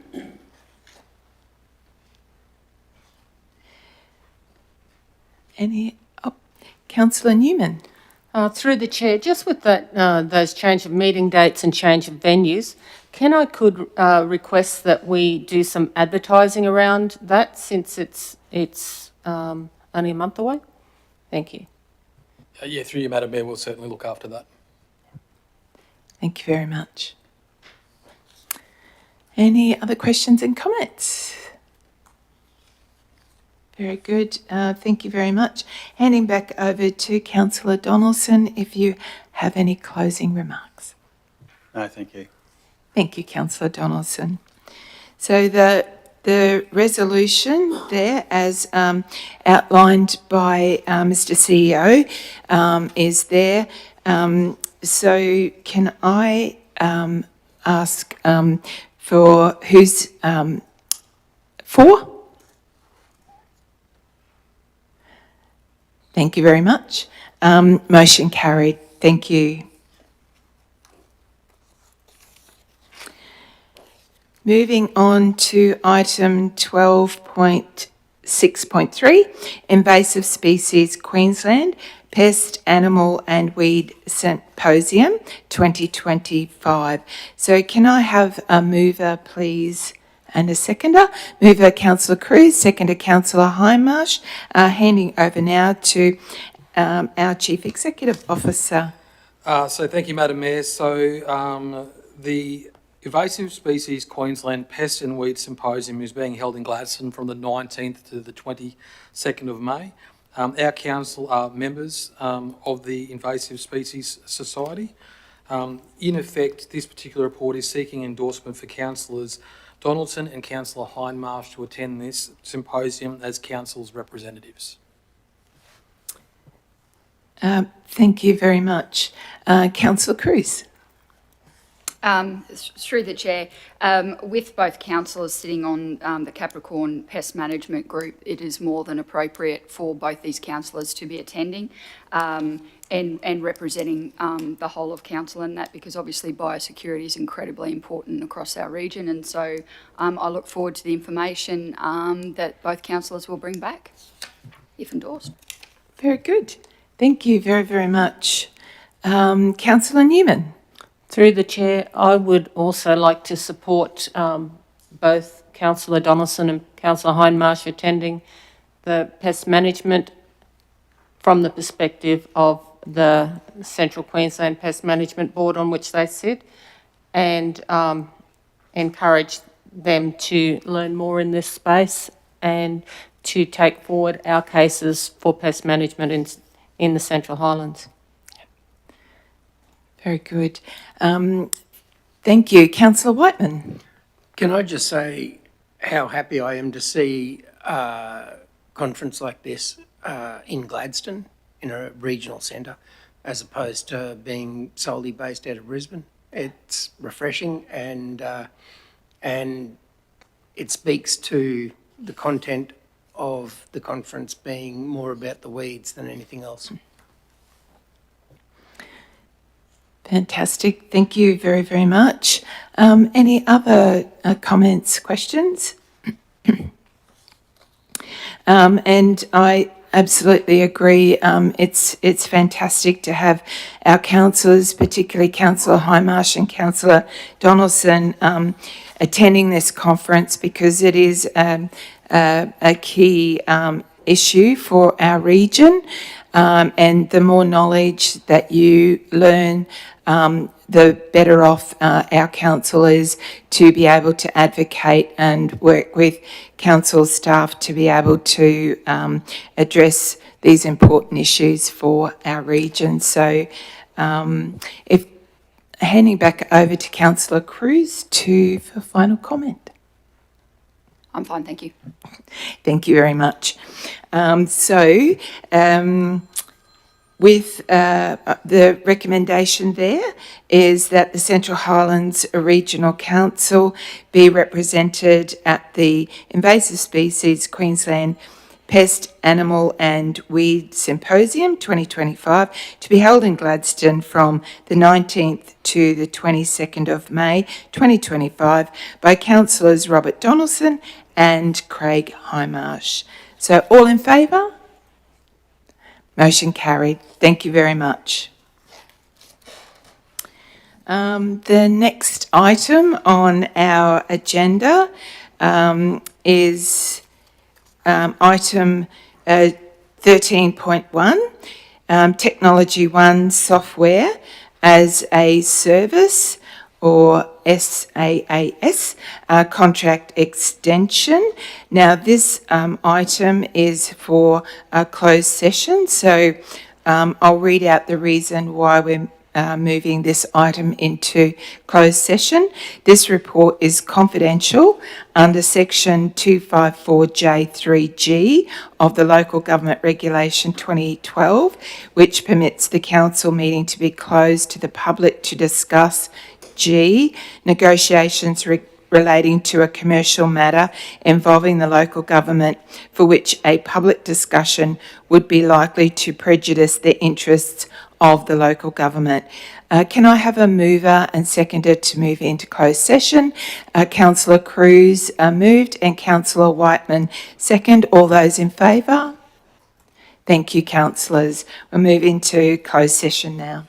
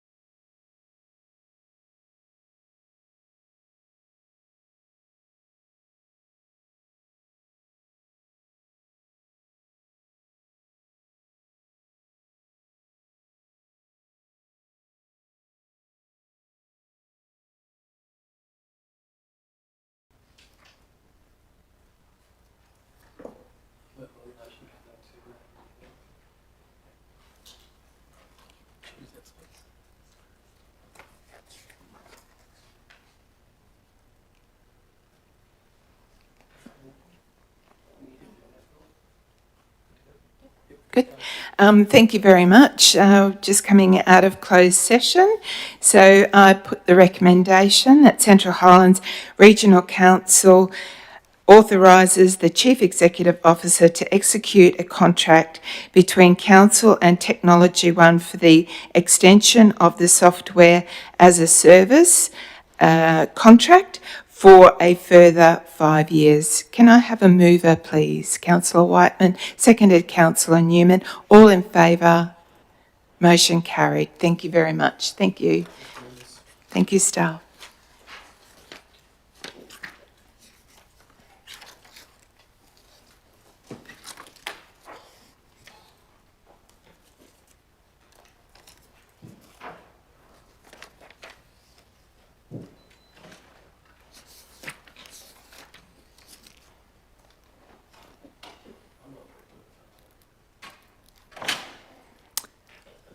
Okay, moving on now to section 14.2, communities, and the item is 14.2.1, Emerald Aquatic Centre petition response. Can I have a mover and seconder, please? Mover, Councillor Cruz, seconder, Councillor Newman. Handing over now to General Manager, Communities, Adrian Burns. Thank you. Thank you, Mayor and Councillors. As Councillors would be aware, earlier in the year and at the back end of last year, Council was experiencing some issues at the Emerald Aquatic Centre. Those issues resulted in a petition being submitted to Council. That petition sought an explanation or outlined some concerns that were held by members of the community. Council have reviewed that petition. Those matters concerned have addressed a significant number of them, have talked to the contractors at the site, and been in ongoing negotiations since then. Council officers believe the situation at the Emerald Swimming Pool Aquatic Centre has improved significantly, and we are seeking, we're presenting this report to councillors to recognise that we have done the investigation that was required as a resolution of the receipt of that petition, and we are seeking approval that Council receives the report and approval to delegate to the Chief Executive Officer the opportunity to respond to the petitioner with the outcomes of that investigation. Happy to take any questions on that matter, and we'll take the report as read. Thank you. Thank you very much. Handing over now to Councillor Cruz. I'll reserve my right till the end if needed. Thank you. Any other comments or questions, councillors?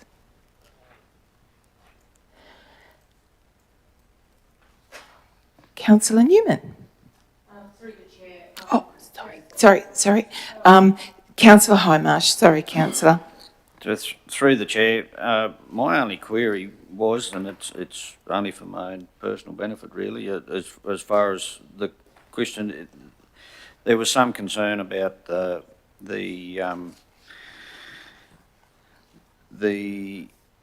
swim coaches, that there was a void in this as far as swim coaches were concerned for the facility. Has there been swim coaches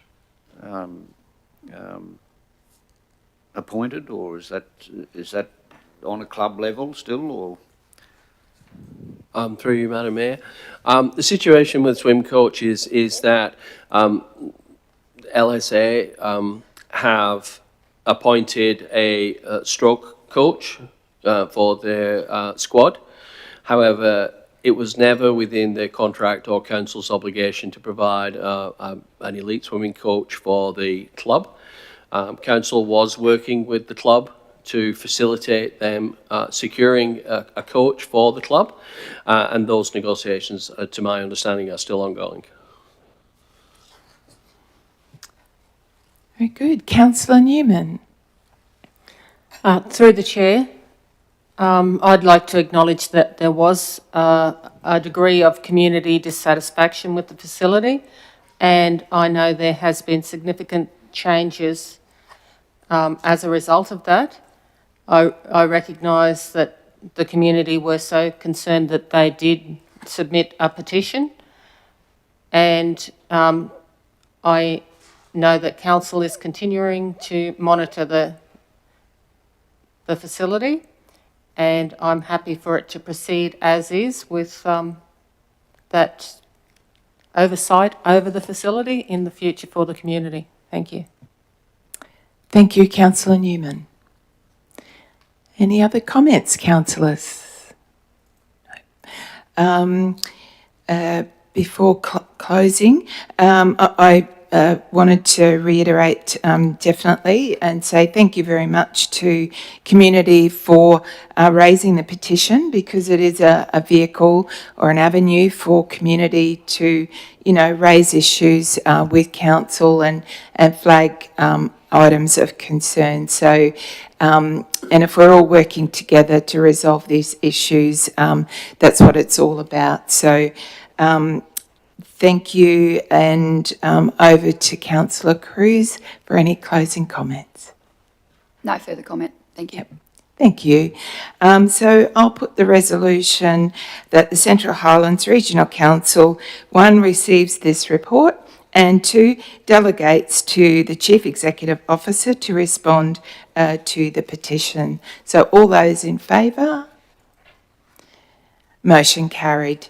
Thank you very much. Thank you. Thank you to all the staff too. Thank you. Right, moving on to item 14.2.2, record of proceedings for the Central Highlands Arts and Cultural Advisory Committee planning meeting 7th of March 2025. So can I have a mover and seconder, please? Mover, Councillor Wilkins. Seconder, Councillor Cruz.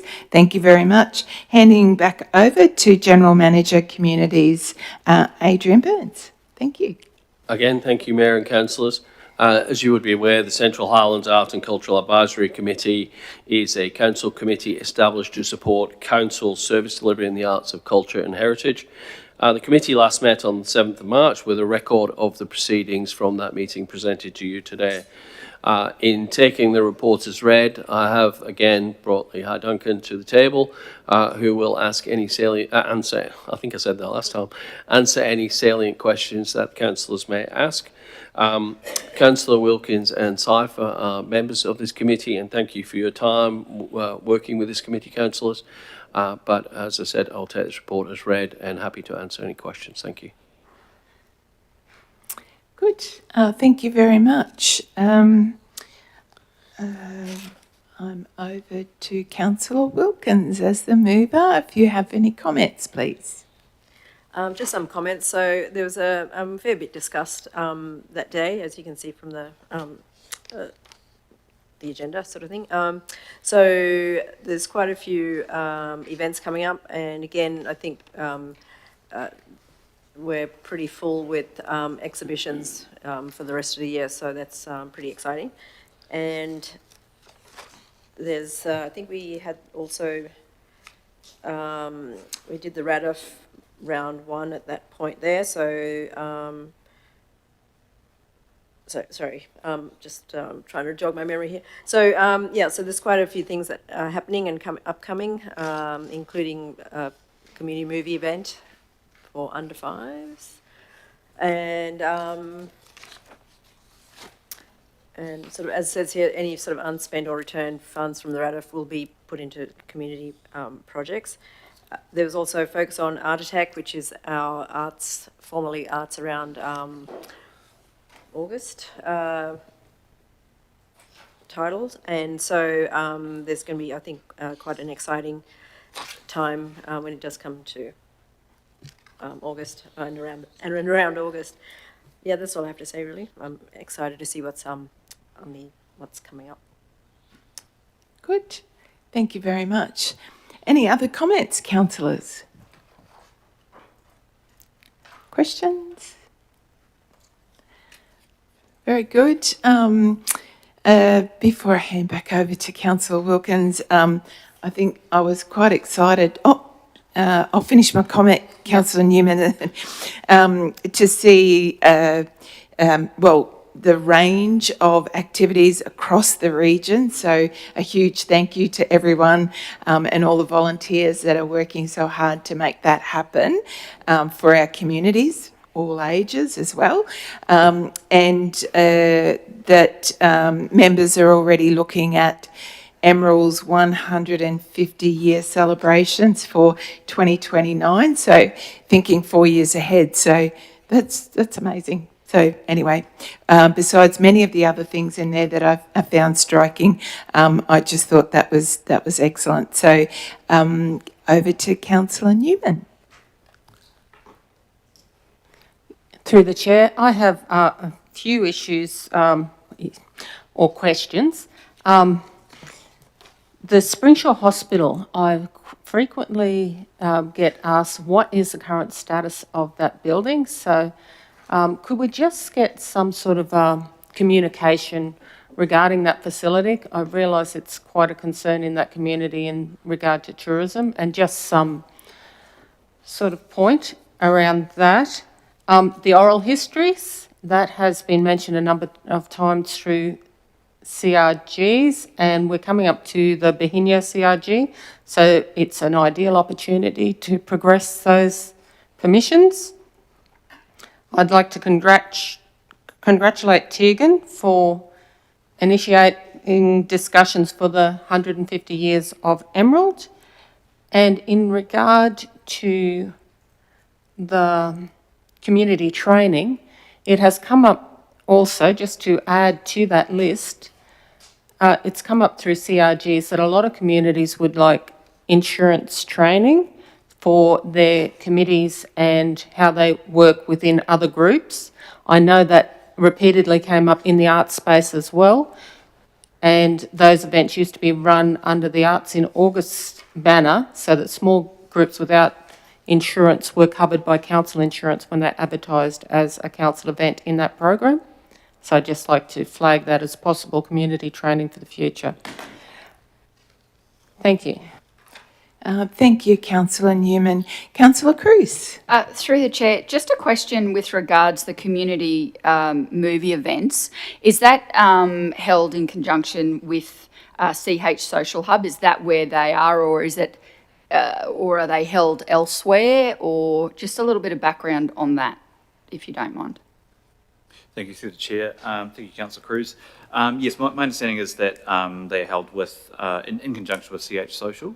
I unfortunately don't have too much background knowledge of this project, as it was started before my time. But yes, it has been, in conjunction with them. So so the community movie event is like, obviously it's got to be Emerald based to be in the theatre. So therefore, any copyrights or all of those sort of things are held with CH Social, not with council, given that it's in their facility. I guess where I'm coming from is if council is to hold, say, any other movie events across the region, do we hold like a license to do such, or is it on an individual basis? If I may, through the mayor, I was just going to add that to Leha's response. In terms of the CH Social event, it is covered under the movie theatre allowances licensing. However, you may be aware, and councillors would be aware, that we still do the seniors movie night at Capella, or the seniors movies at Capella, and yes, we do pay the requisite licensing fees for those to occur. And should we expand that to anywhere else, we would also pay those fees as they would be required. We also have a streaming service subscription that allows us to show some of those movies as well. Thank you. Thank you, Councillor Cruz. Councillor Cypher. So you're telling me that the movies in Capella aren't being run illegally? We have a licence to run those, and that licence is legit. Through the Mayor, I know I'm being questioned with that. I will take that under notice and verify, but I am reasonably certain that I have seen a licensing fee for that to occur and signed off on a licensing fee for that to occur. But I will check that now you've questioned that question, Councillor. Thank you, and I would really like that information because I've just received the opposite information. I will do my best to investigate that as that's news to me. Thank you. Thank you. Thank you very much. I think I had my comments before, so if there's no other comments or questions, sorry, Councillor Wilkins to close, sorry. Thank you. No further comment. Thank you. Thank you very much. I actually had your name written here to make sure I went back, but yeah, thank you. So we'll put the resolution that the Central Highlands Regional Council receives the record of proceedings of the Central Highlands Arts and Cultural Advisory Committee planning meeting held on the 7th of March 2025. So we have a mover and seconder, so all those in favour? Motion carried. Thank you very much. Mayor, it's the beauty of modern technology, if I may. We recently, and Councillor Cypher is correct, we recently became aware, my team have been watching the stream on live feed and have just sent me some information that I was unaware of. It's recently come to our knowledge that the licence that we did have was potentially breaching the copyright. As a result of that, we have cancelled that activity and are reviewing how we may deliver that in the future. Thank you for raising that, Councillor Cypher. I was unaware of that in my response, but the team have just messaged me that as we're speaking. Very good. Thank you for Councillor Cypher raising, and thank you for following up. Yeah, through you, Madam Mayor, we have to take out a licence on a case-by-case basis now, which is what we're investigating. Yep. Good, and hopefully that event's going to go forward at some stage. Thank you. Moving on now, thank you very much. I think we're up to no more further information reports for this section. So we move in, nor do we have information reports for closed session. We have nil late agenda items. We have nil notice of motion. Is there anything to be raised for general business? Councillor Cruz. Through the chair, I guess I just wanted to just highlight an event that happened in early April, which was the Springshaw Cattle Camp. So I had the privilege of being over there for 4 days amongst some other parents. So just wanted to highlight for people that may not be aware that it's an annual event. It's been going since 2013, and this year there was around 150 kids participating, some as far afield as Victoria, just travelling to come up to the event. So in total, there was around 260 kids and adults for 4 days in Springshaw. So it's a mammoth effort to all the volunteers over there, and under their current president, Troy Roberts, they did an absolutely amazing job. So you've got kids ranging from 4 years to 16 years, all participating in stud and prime judging, parading, doing anything and all that's associated with the beef industry. So I guess I just wanted to sort of highlight what a wonderful event it is annually within our region. And if the level of energy, drive and enthusiasm and knowledge of these little kids is an indicator, then our cattle industry is in good hands in the future. So fabulous. Thank you very much. And if there's any other general business items, we have got community acknowledgements next. But if there's any other general business items. Very good. Thank you. Thank you, Councillor Cruz. It's lovely to see our young people absolutely demonstrating, as always, our future is in good hands. Moving on to community acknowledgements. So if there's any community acknowledgements, and if you prefer, Councillor, we can shift your statement there from general business into community acknowledgements as well. Yes, please. Apologies. No, all good. Thank you. Thank you. I guess we have a couple. Did you want me? Okay. First off, over the Easter long weekend, of course, we had the Central Highlands Easter Sunflower Festival. So I just want to commend all of our, especially the Sunflower Committee, Festival Committee, for all their hard work. It's all done by volunteers who run that event. So a huge congratulations and thank you to our outgoing Queen and Princesses. And also it was a huge opportunity for our community to thank and acknowledge the Queens and Princesses and their parents that came out from the Manitoba Sunflower Festival. So it was a delight to meet all of those young ladies and their parents.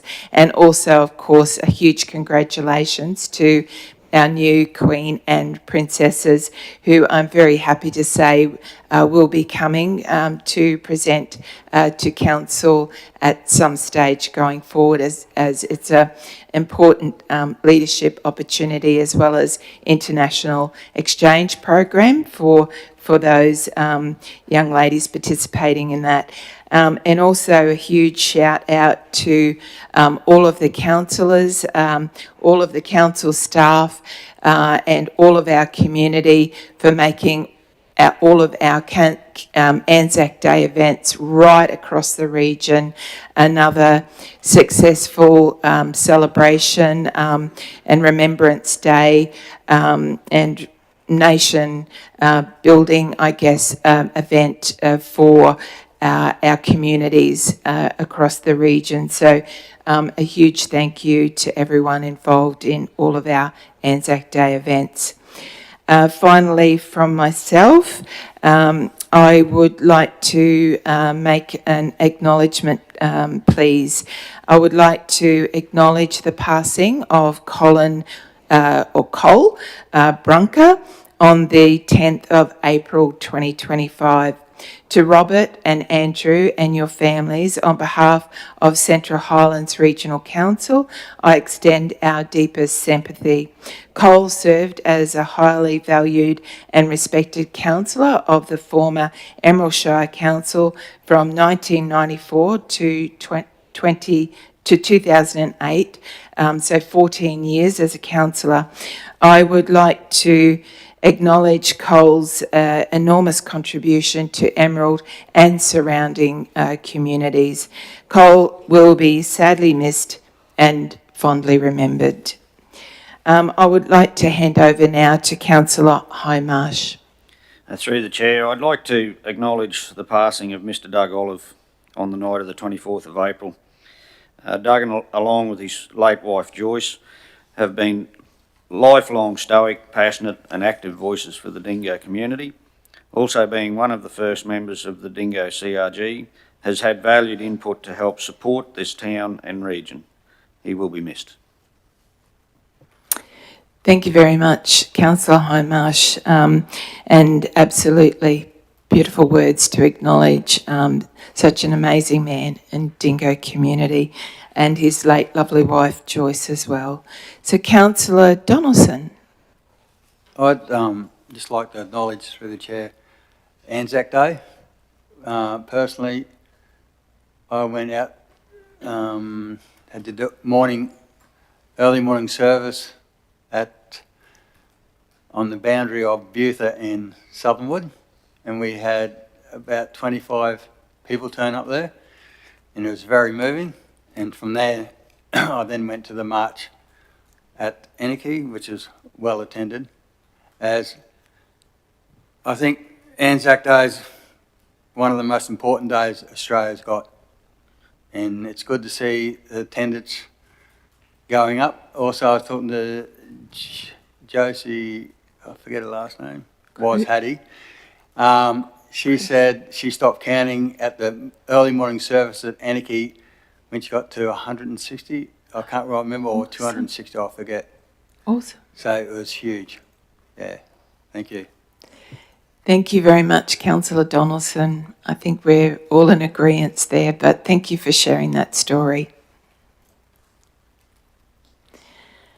If there's no other community acknowledgements, we now move into closure of the meeting. And I think before we do, I think we always forget actually to thank people who are important in making sure our council meetings are held, hosted, we're looked after with having our agendas put out and having our minutes taken. So I just want to today acknowledge the hard work of Marnie Wills behind the scenes. She doesn't like being called out at all, but I just want to say thank you, Marnie. We do all appreciate all your hard work in the background. Thank you. And thank you to all our staff. Thank you to all our councillors. So I guess until we meet again next month, thank you everyone, and we'll close the meeting at 11:55 a.m. Thank you.